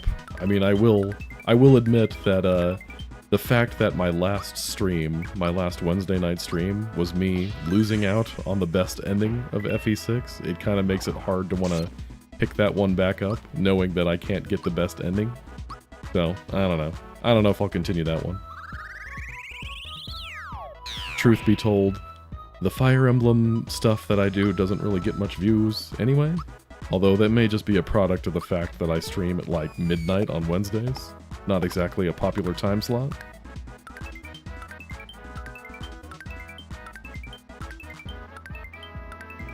Hey Zap, good to see you. Thanks for coming in. Yeah, I don't know if you caught the, I had mentioned this toward the beginning of the stream, Zap, but I took my kid to a trampoline park today, did a lot of jumping.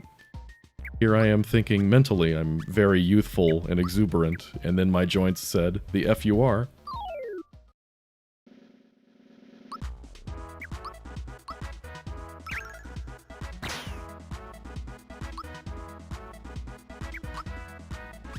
Classic Gloomba. If you have a Goomba and it's in an underground area, it's a Gloomba. I don't make the rules. I'm pretty sure Paper Mario established that.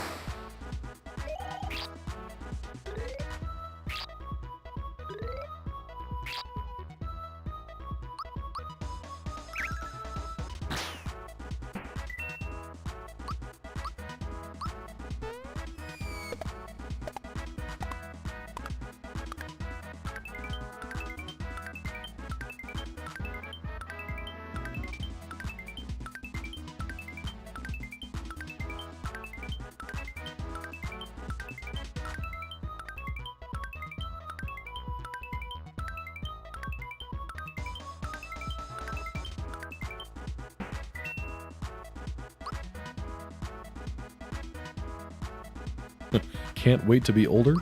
I don't know about that one, buddy. Because if you were older and you pulled a ligament, it would take a lot longer to recover. That's just how old age works. But now you guys have got me curious how the average age of my my viewership. I have no idea how old any of you people are. According to YouTube, the people who watch my stuff are mostly in their early to mid-30s. That seems to be kind of the general viewership, but I don't know. The people who watch all of my stuff versus the few brave souls who show up to my streams and participate might be a very different audience. Zap, you're 31. Okay. Forgotten Dreamer, happy 40th. Tech Mage, 27. You're bringing the meme down? No, that's fine.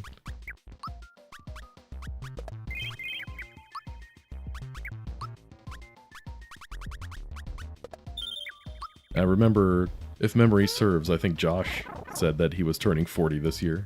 So, I'm not the oldest one. I think I put a platform... Yeah, I put a platform over there. You can get back up. Paul, you're 28. Okay. Yeah, I mean, close enough.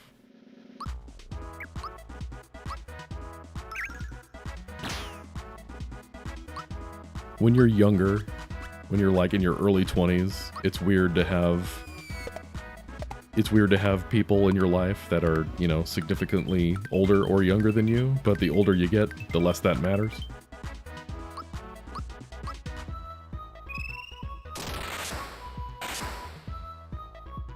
Like, I'm 3 years older than my wife. If we had gotten married at like 18 and 21, that would have been weird, but we were not 18 and 21, we were older than that, so it's a little less weird.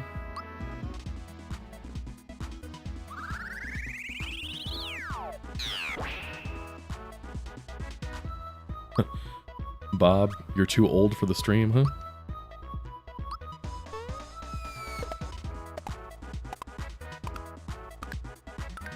When you're signing up for a website and they make you enter in the year that you were born in one of those drop-down menus, Do you have to scroll all the way down to the bottom?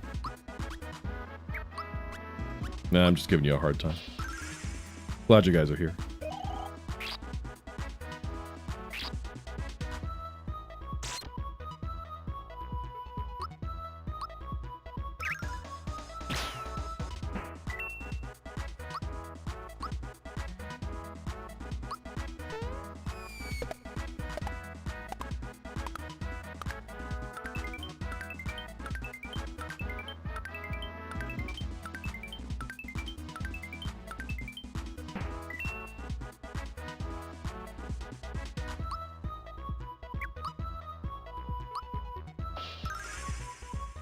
Yeah, tech mage, that's just kind of how it goes. So I've been at my office long enough. I'm kind of like one of the higher ups in my office. I work for a small business, and I do a lot of training with new staff. And yeah, as it turns out, the age part of it matters a lot less when you're far into your career. You have, like, there's a girl in our office. She's 24, I think. She just recently graduated from college, and she's really good at her job. And then we've hired people who are like in their 30s and 40s who have been doing this for a long time, and you would expect to be good, and it turns out they're garbage. So really, age does not mean that much once you get to a certain point.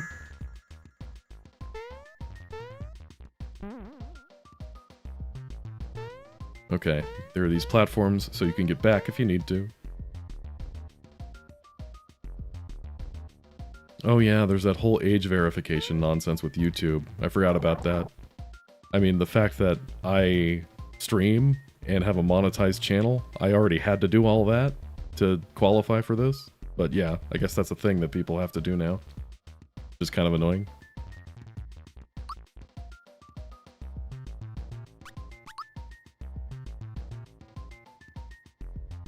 Alright, Goomba thumping time.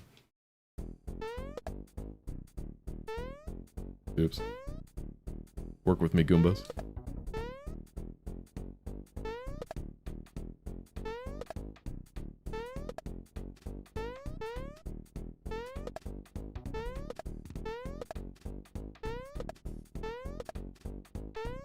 Yeah, this minigame's the same as the original. I didn't change anything here.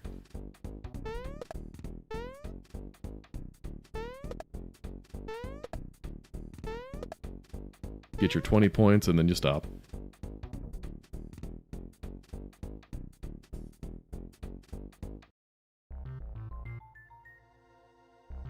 Thanks, bro.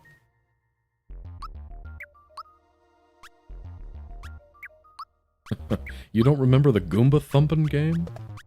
How could anyone forget the Goomba thumping game?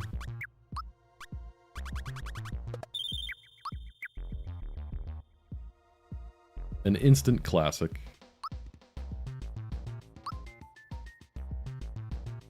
I guess it's an optional minigame in the middle of an optional level in the original game, so yeah, I guess it's not necessarily one everybody knows exists.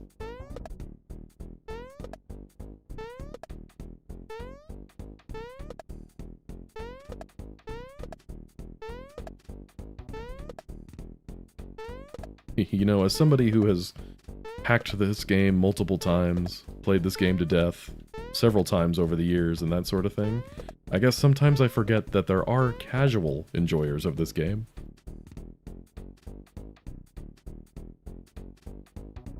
Yeah, the scoring system I'm not really a fan of, since you can kind of cap yourself and never win the game again if you do too well. Especially like you're saying, Paul, you do too well in the beginning, and it's hard to pass your own high score.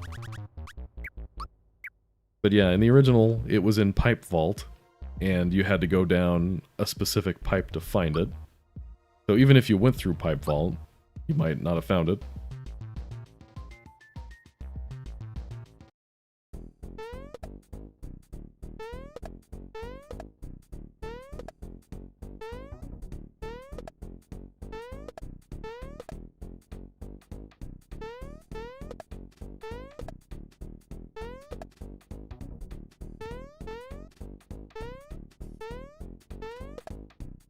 Give me the Goombas.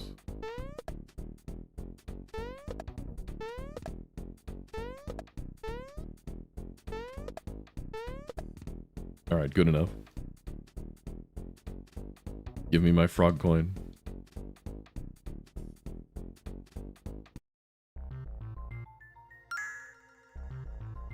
Okay, there we go.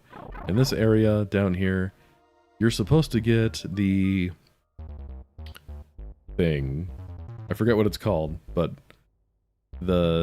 he's not called Frogfucius in this game. He's called Frogrates. You're supposed to get some sort of key or permission from Frogrates to go past this door. More optional content for you.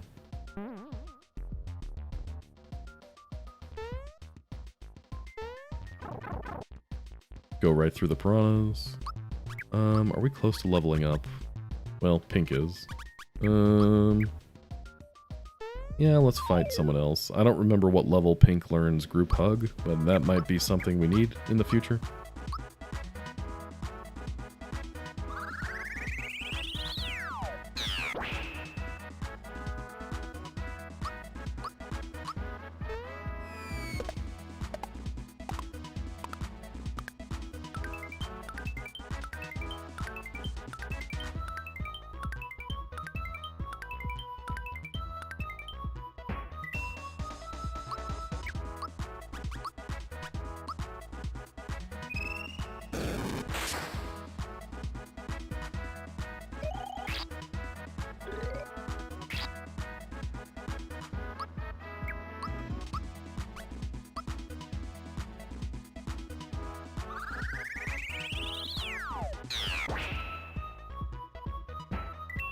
Yeah, the Bowser fight track is a good one.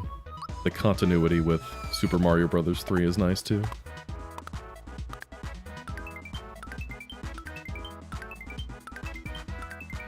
Back in the day, I still have my old NES, but back in the day, I think out of the original Mario trilogy, 3 was the only one I was able to beat.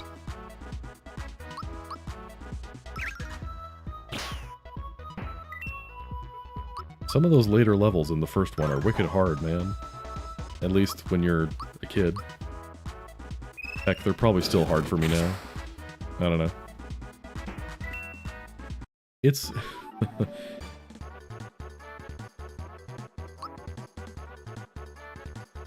You beat 1 at the age of 2? Okay.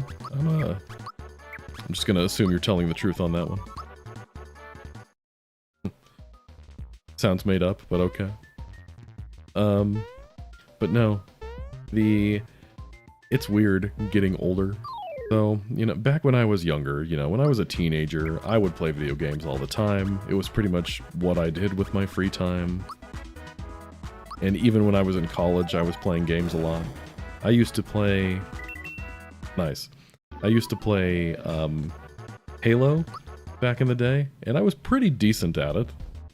And then, you know, you get older, you stop paying for an online subscription, and you just don't play it as much as you used to. So I still have my Xbox 360, I've got Halo Reach, Halo 3, all of that on, for that. And I tried to pick it up and play it the other day, just to do, like, campaign.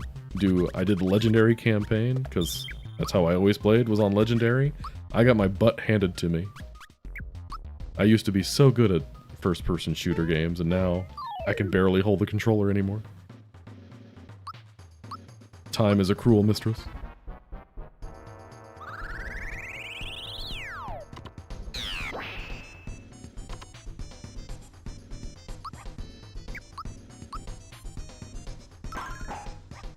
You came back for it in middle school? Well, there you go. Yeah, that's kind of what happened to me with doing super jumps in this game. Couldn't do it as a kid when I was first playing this game, and then came back as a teenager and finally did 100 super jumps. Forgotten dreamer that is incredibly wholesome. Thanks for sharing.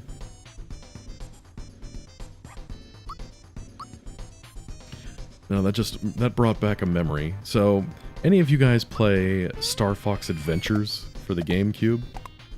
There's a minigame of sorts, where in order to progress the game, you have to, like, shove this one dinosaur in a one-on-one strength contest. You have to, like, shove him into a pit.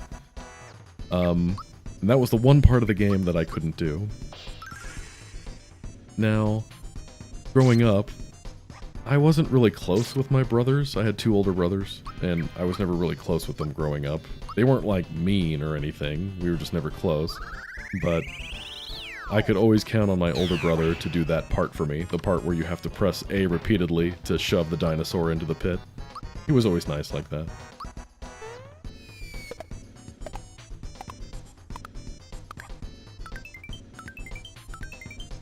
I know there are people who say that Star Fox Adventures was either a bad game or it didn't need to be a Star Fox game. Well, here's the thing. I think it is a good game, and if it didn't have that Star Fox coat of paint to it, I don't think I ever would have played it. So I'm glad that it does have the Star Fox coat of paint.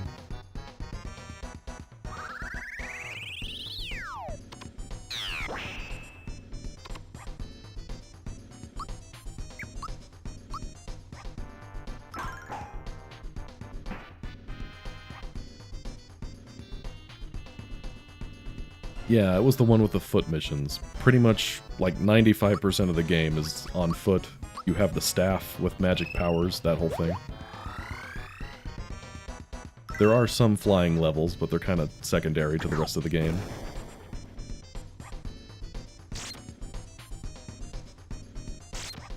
Yeah, Tech Mage, I see what you mean about Legendary being kind of a one-shot difficulty. It depends on which one you're playing. Because Halo 2 was a nightmare on Legendary difficulty. You had those sniper jackals with aimbot who would just destroy you before you could do anything. That part was lame, but like Halo 1, Halo Reach, those were doable on Legendary.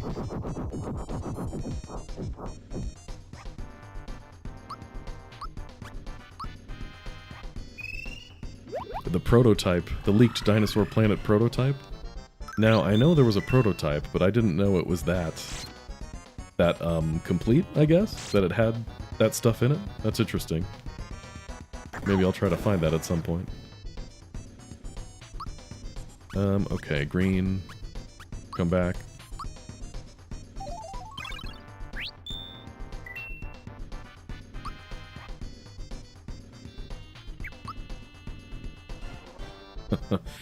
My game that I was afraid of as a kid was Ocarina of Time.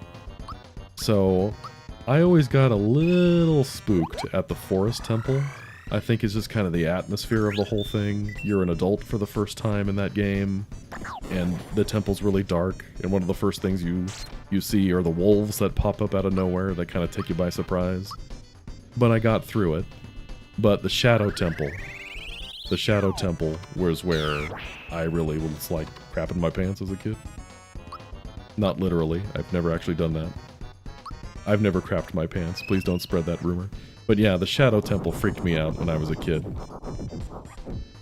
And that's how I discovered you could do the Spirit Temple before Shadow Temple, because I didn't want to do the Shadow Temple.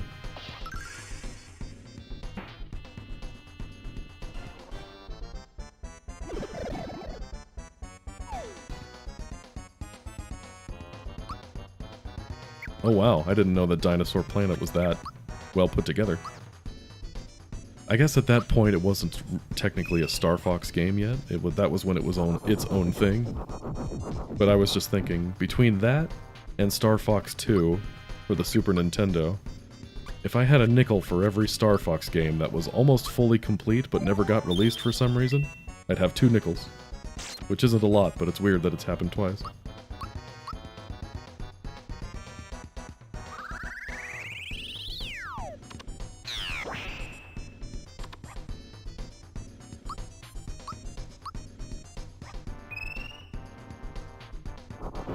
Yeah, good old Shadow Temple. Guillotines, blood, invisible disembodied hands, dead hand, all that good stuff. But then once you finally get through it, and you get to Ganon's castle kind of has that same eerie atmosphere to it. But at that point, compared to Shadow Temple, I was like, whatever, bring it on. This is nothing.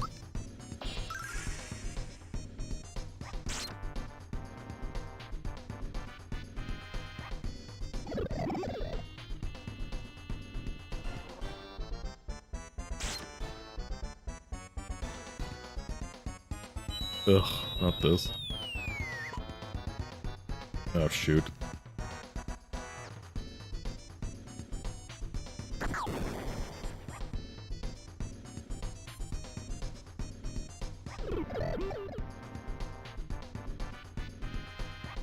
Yes, turn me into a scarecrow. That's better than being a mushroom.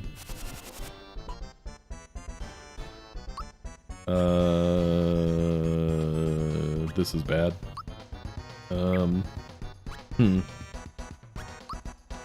Yeah, not really sure what to do here.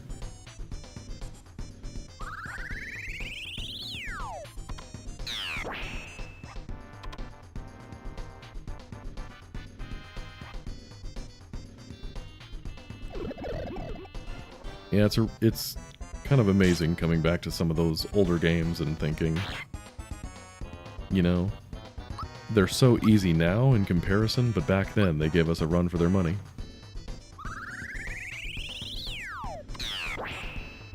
Like, people talk about the Super Mario RPG remake and how it would have been nice if there were more difficulty settings and that kind of thing, and how there should be a hard mode and whatnot, and then, as much as I enjoy additional content, the thing is, I remember being a kid and playing this game for the first time, and as a kid, a lot of this game can be hard. Okay. Well, okay, what are we gonna do here? We do have the safety badge. Lowers our stats by quite a bit, but it would prevent against all of that good fungi stuff. Maybe, do we want pink? You don't have group hug yet, do you? No, you have sleepy birds.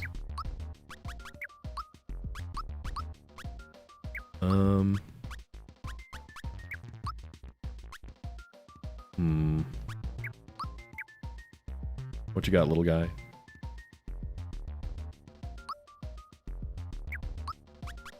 I guess I'll actually use this. I almost never use these.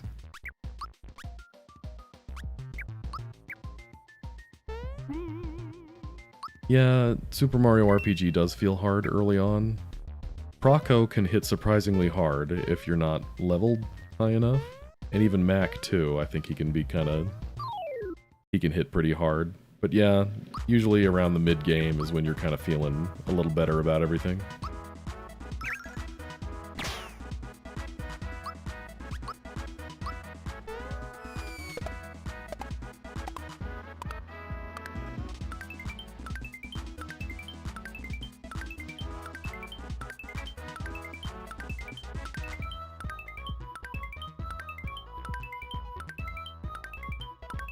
Someone made a mod of the remake to make it harder? Oh, well there you go. Nice.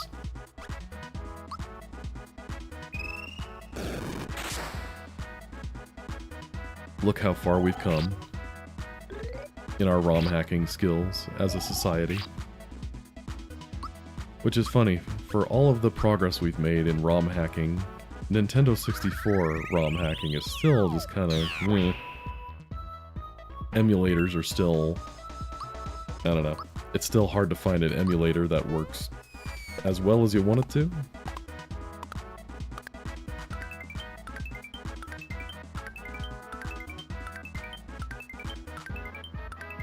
They're modding the Thousand Year Doors remake too. Wow.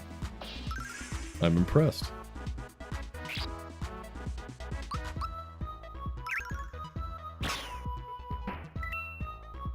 Somebody needs to get on that Thousand Year Door mod starring the Axem Rangers.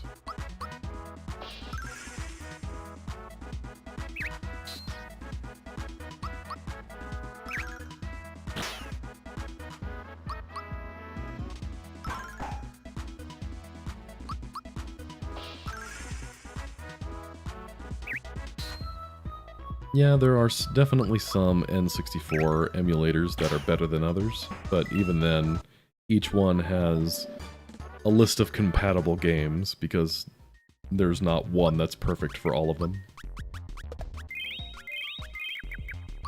Just goes to show you, all those development stories you hear about how the N64 is held together with gum and birdseed.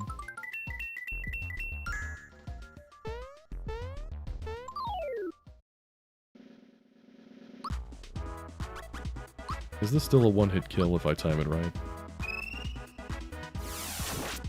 Yeah, maybe not. Actually, I think it is. I just made the timing on it really hard.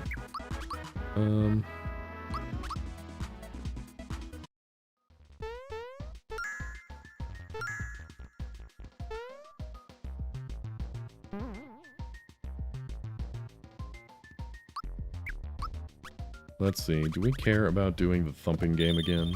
I don't think so.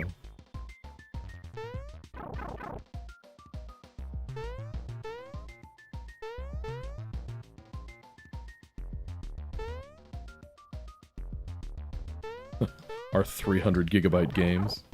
It's a little ridiculous how big some of the games are these days. I can download Call of Duty and it'll take up half my hard drive. Okay, we've got... Yeah, we got the safety badge. Okay.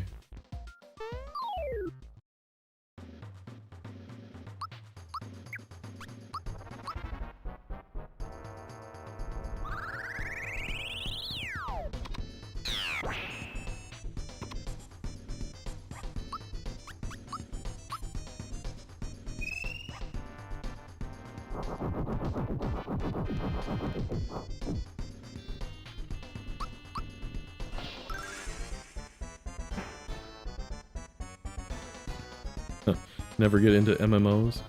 Yeah, I've never been an MMO guy.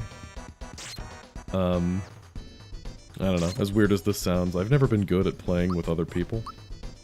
Playing games with other people. I mean, I was back in high school. I used to play Phantasy Star Online a lot with some friends.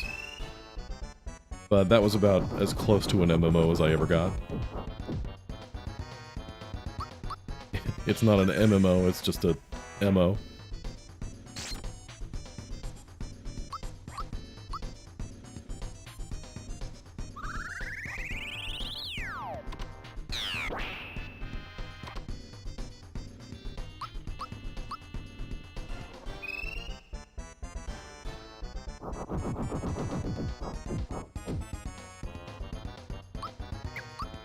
I once had a dream with PSO where I wanted to find every rare item there was to find. Needless to say, that never happened, because some of the drop rates on those rare items are absolutely insane.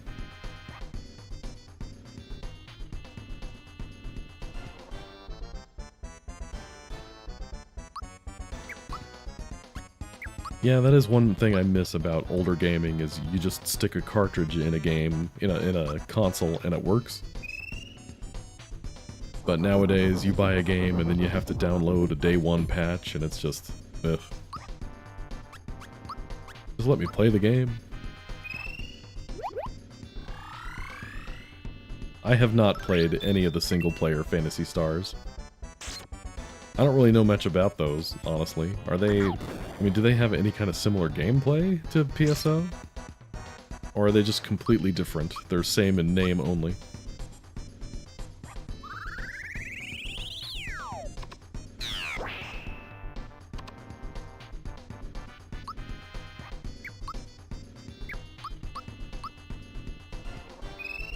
A name-only thing? Okay, fair enough.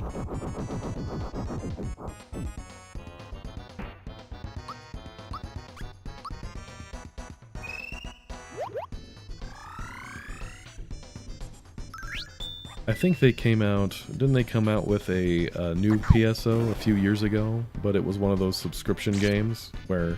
I mean, the original PSO, I had the one for GameCube. You could still play it offline. But the new one that they made, it's one of those always online games, and you had to pay for a subscription for it to do anything. Yeah, was that what it was called? Oh, it's free? Maybe I'm thinking of something else then. I just remember hearing about that game when it came out, and I heard the sentiment was people were disappointed with it. But maybe I'm making that up.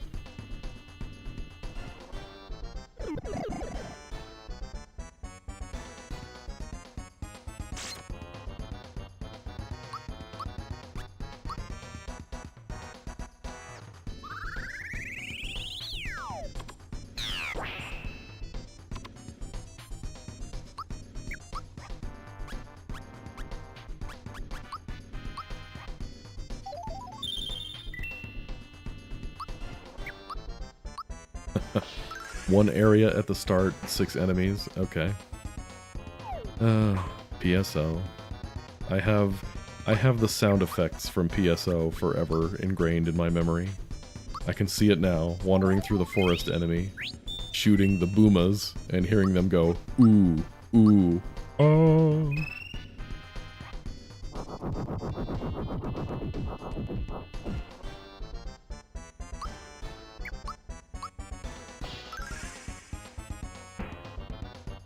Okay, here we go.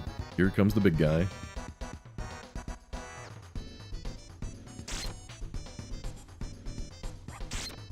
Alright, team. We got it this time. Green should be safe. Mostly. Still alive.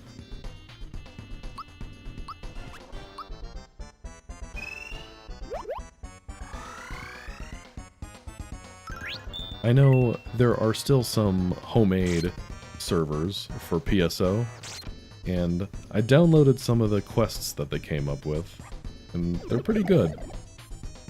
So if any of you out there want PSO to come back, you have options.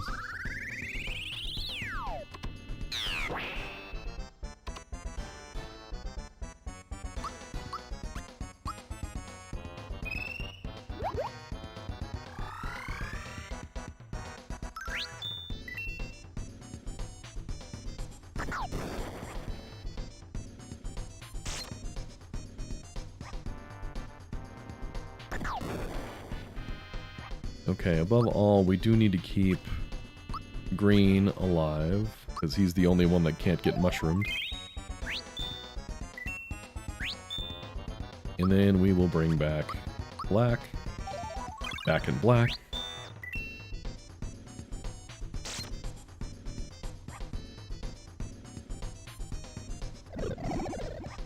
Host a PSO server. Well, I barely figured out how to log in to the servers being hosted by others. I have no idea how to host a server.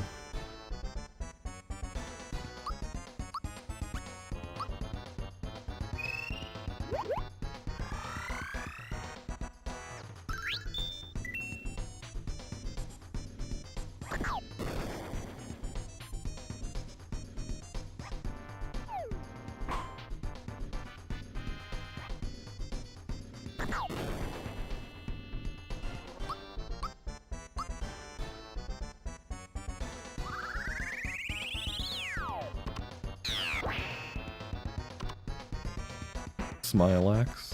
You know, I could see how you might think this is Smileaxe, but consider this. This guy's blue.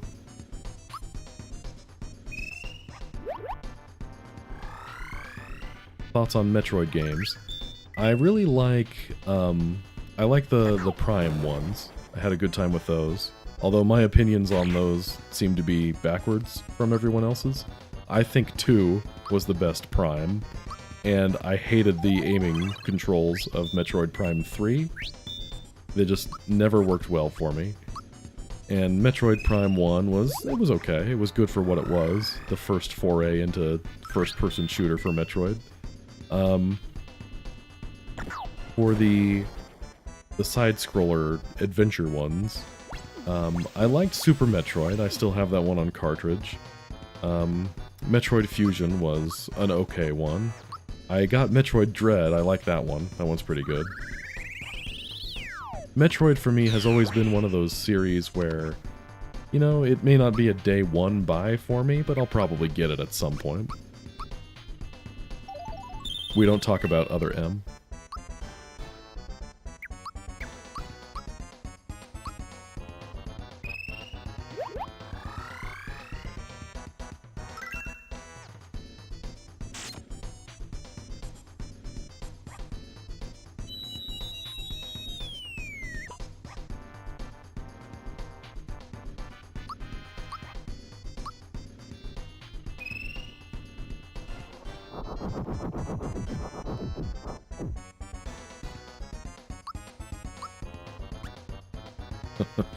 We all make mistakes, Tech Mage. You couldn't have known.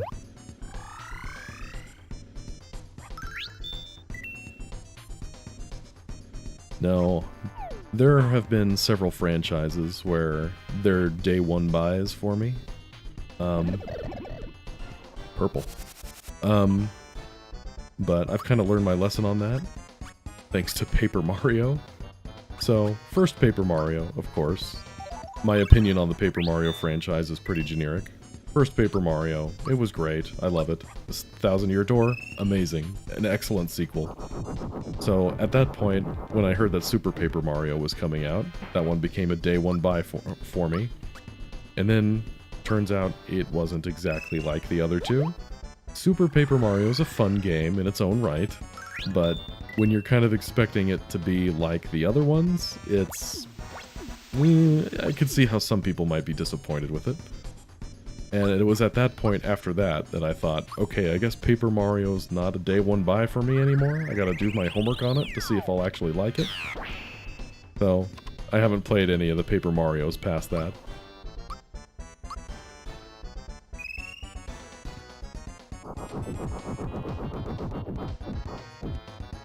Super Paper Mario did, in fact, have the best story. That's for sure.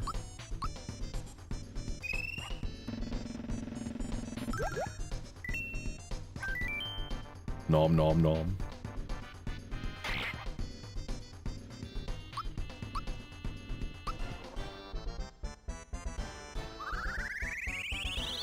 Yeah, I heard the consensus with Origami King was it's probably better than any of the last few have been, but it's still not at the same level as the originals. So I just don't really have any interest in Origami King.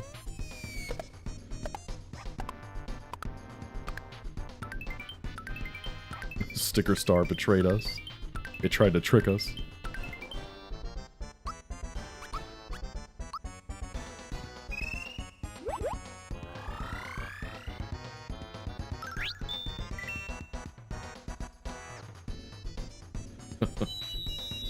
Yeah, one minute you're playing a Mario game. The next, oh yeah, it's a story about this woman and this man who were in love. A Romeo and Juliet type story. And then the woman, presumably, was killed. This man wants to destroy all of existence because he was separated from the one he loved. And then there's Mario, who's just silent the entire time.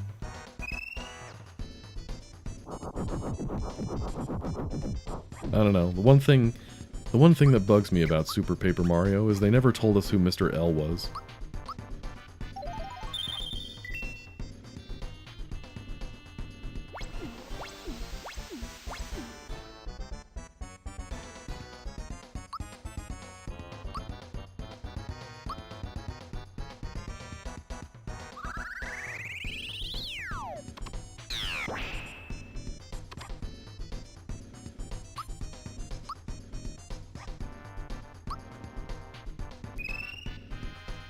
Shining Resonance Refrain. I don't think I've heard of that one.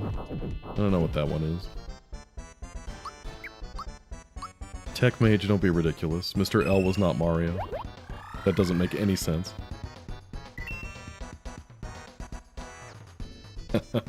Oh yeah, I forgot about the first boss flying around by farting. That is definitely a thing, now that you mention it. So if you can look past that, it's a great story.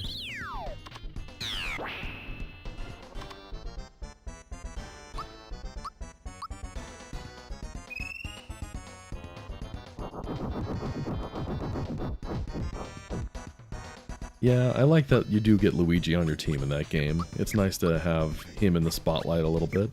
But you also don't get him on your team until, like, the last level or two, which is a little weird. But hey, I guess you didn't really need him until then. The developers knew that if you had Luigi at the very beginning of the game, he would have just destroyed the entire thing. Okay, there we go.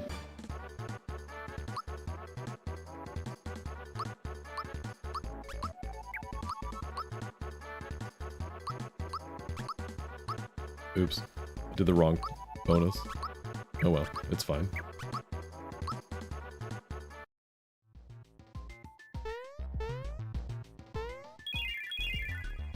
In so many ways, Super Paper mario makes you wonder, was it really supposed to be a kid's game? I need to go back and buy some more stuff because there's another boss fight ahead, and there is no shop between here and that boss fight. But yeah, Super Paper Mario, there was Mimi, who would like morph into this eldritch horror during that level and chase you through it. Good times.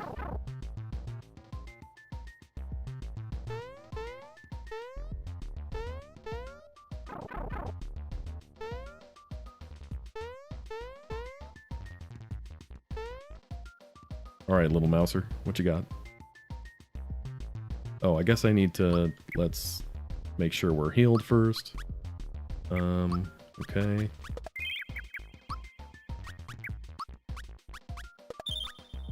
Definitely need more maple syrups and life shrooms.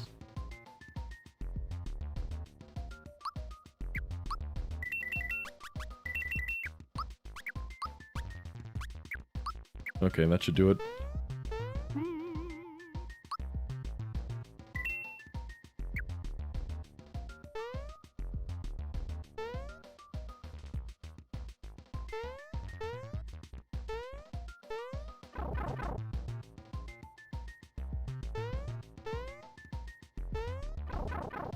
Right through the piranha, as nature intended.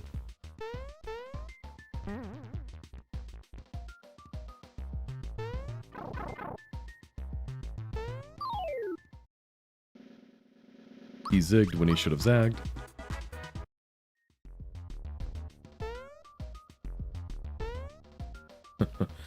Nastasha. I always have a hard time with villains who have, like, really, unexplainable powers like that, where she can hypnotize people by removing her glasses. But why doesn't she ever try to hypnotize, like, Mario? All she had to do was look at him and he would have been hypnotized. Oh, are you kidding me? Why is he back? What has happened? That's weird. This is new. He's not supposed to come back. Why is he back?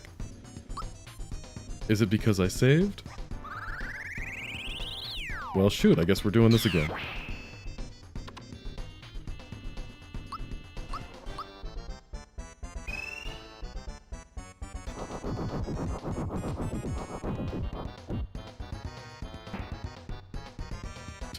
I did in fact lose to this guy the first time, and this is the third time I've fought him in like 20 minutes.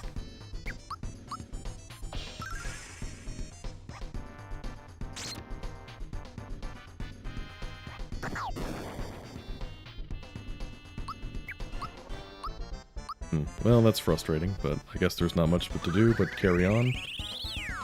Okay, well, lesson learned. I can't go back for items after beating this guy.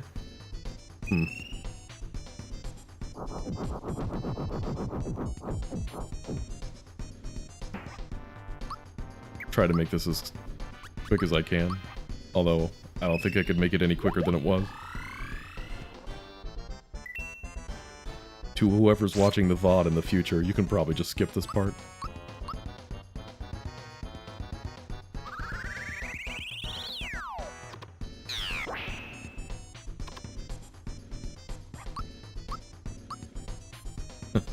Bowser's Inside Story was a great game. I really enjoyed that one. But as far as Bowser's character goes, I think Paper Mario and Super Mario RPG will always have peak Bowser in my heart.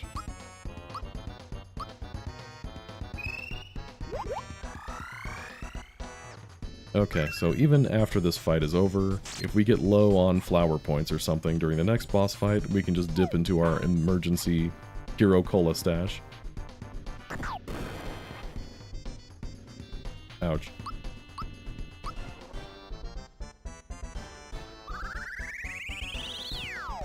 That is true.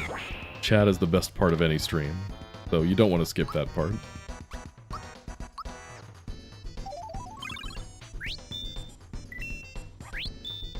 Nice. I needed that. Ugh, is there anything I can do to kind of speed things up a bit? I don't think it's weak to fire. Yeah, I guess not. Just keep black topped off.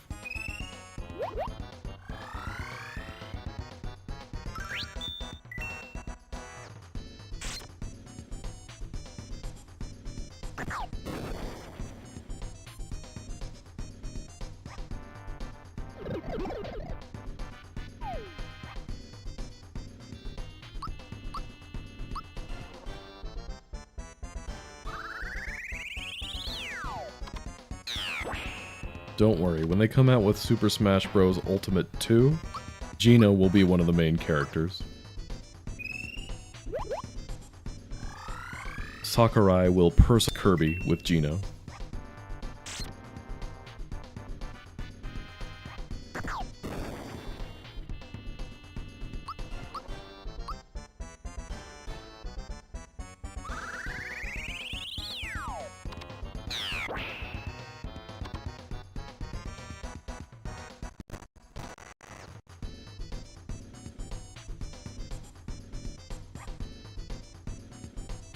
Okay, stream went down for a second, I think, but you guys still there?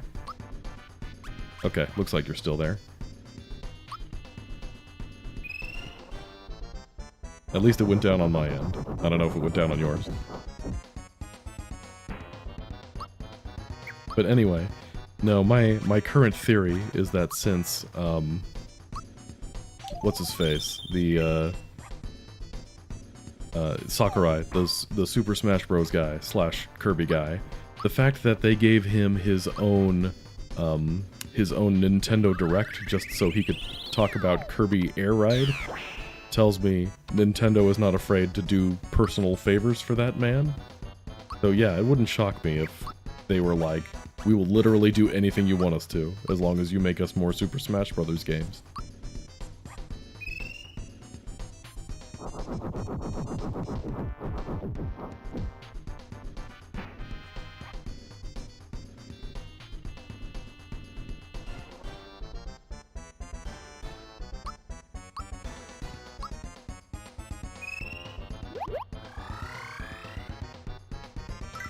You can't have a game called Ultimate 2?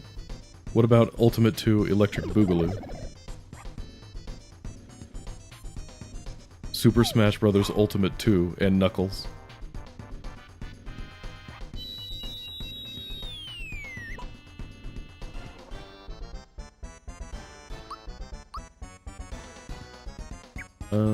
Let's try to be smart about this.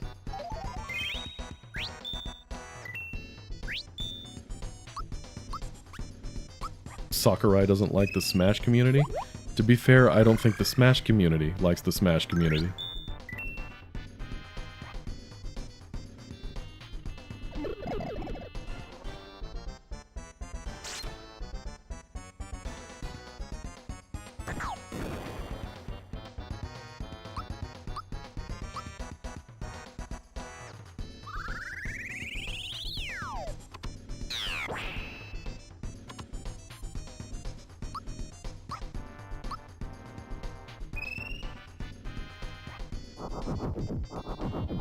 I would love it if the next Smash Bros. Game had another thing similar to the Subspace Emissary. I like a good first-player mode in my fighting games, because I just don't have that many people to play Smash Bros. With in my life. I'm old and all my friends live in different states now. And none of us are ever online at the same time. But yeah, Subspace Emissary was a good one-player mode, and yeah, the whole Light World and Dark World Smash Bros. Ultimate, it was okay, but not as great.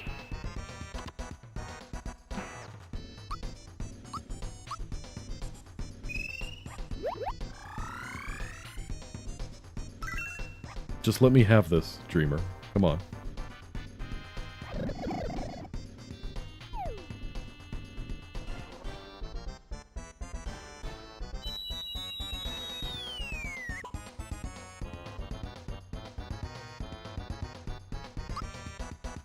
Why is that so out of the realm of possibilities of getting the Subspace Emissary?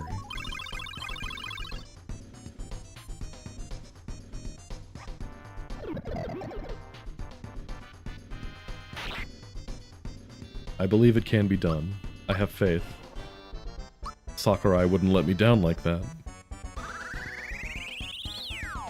He'll do Subspace Emissary 2, Electric Boogaloo, and the final boss of the Subspace Emissary will be Gino, and then when you beat the final boss, you get Gino as a playable character.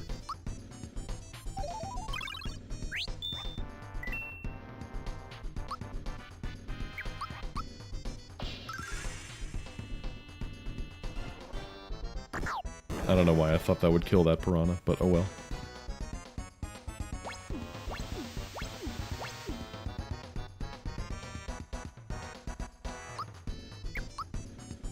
If the Axem Rangers made it into Smash, I would be... I don't even know what I would be, but that would be the most amazing thing in the world.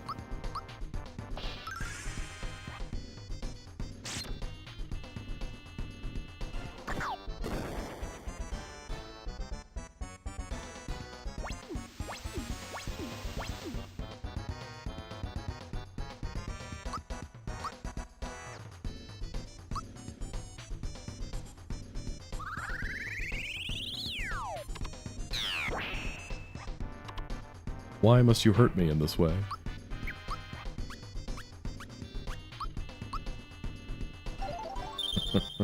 Yeah, we know it'll never happen. But wouldn't it be cool if it did?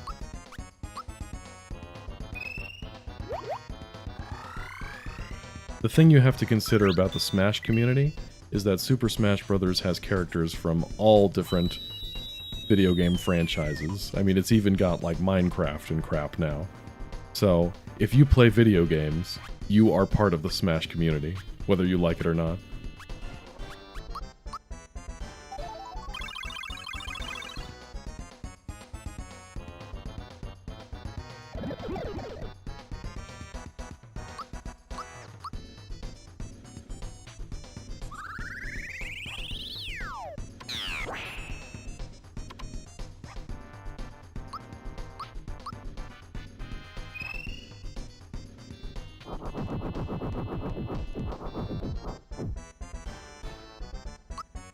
In fact, every single video game you play is just kind of like a different version of the Subspace Emissary.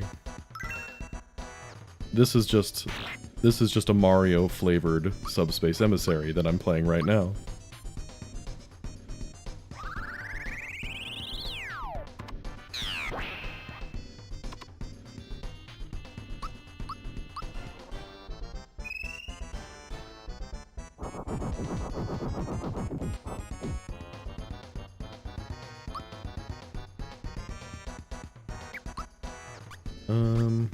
Bright Bomb? Do I want to save that? Maybe Bad Mushroom. I don't think he's weak to poison. He is not.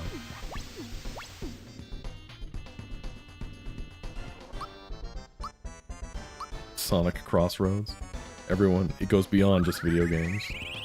It's kind of like the ending to, what was it? Oh, I forget what it was now, but there was some game where you beat the game, and then at the end of the game, it tried to do this thing at the end of the credits where it was like, the game was real, it's real life. But now I can't remember what I'm talking about.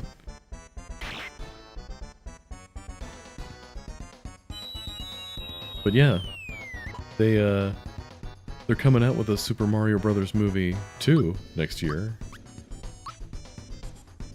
All we need is a crossover with like Pokemon or something like that, and we can start building the Super Mario Brothers, the Super Smash Bros. Cinematic universe.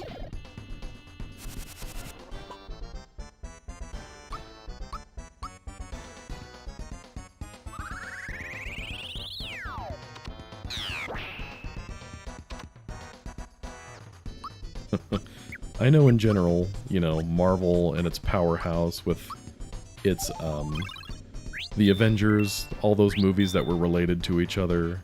That was a fun thing that they did for a while, but now it's kind of like, okay, we get the point, you don't have to keep making 5 superhero movies a year.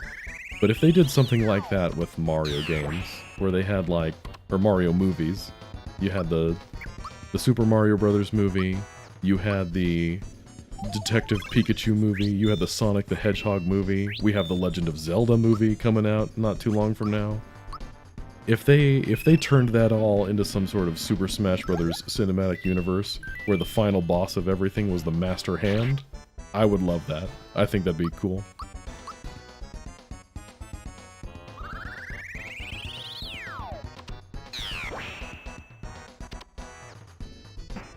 Okay, we beat him. Again.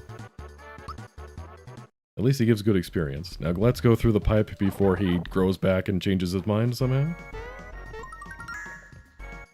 Okay, let's save. Whew, okay. Getting here took longer than I wanted to. But this will be where we call it for the night. I appreciate you guys coming in. It's been fun theory crafting Super Smash Brothers stuff with you guys and shooting the breeze with you. That's my favorite part of doing this, is talking to you guys. So thanks for coming in tonight. Hope you all have a good night, and hope to see you next time. We'll do part 3. We'll see what boss lies ahead here on a Yoster Isle, and it'll be a good time. This was a good time, so why wouldn't next time be a good time? But that'll do it for now. Thanks for watching, guys. Good night.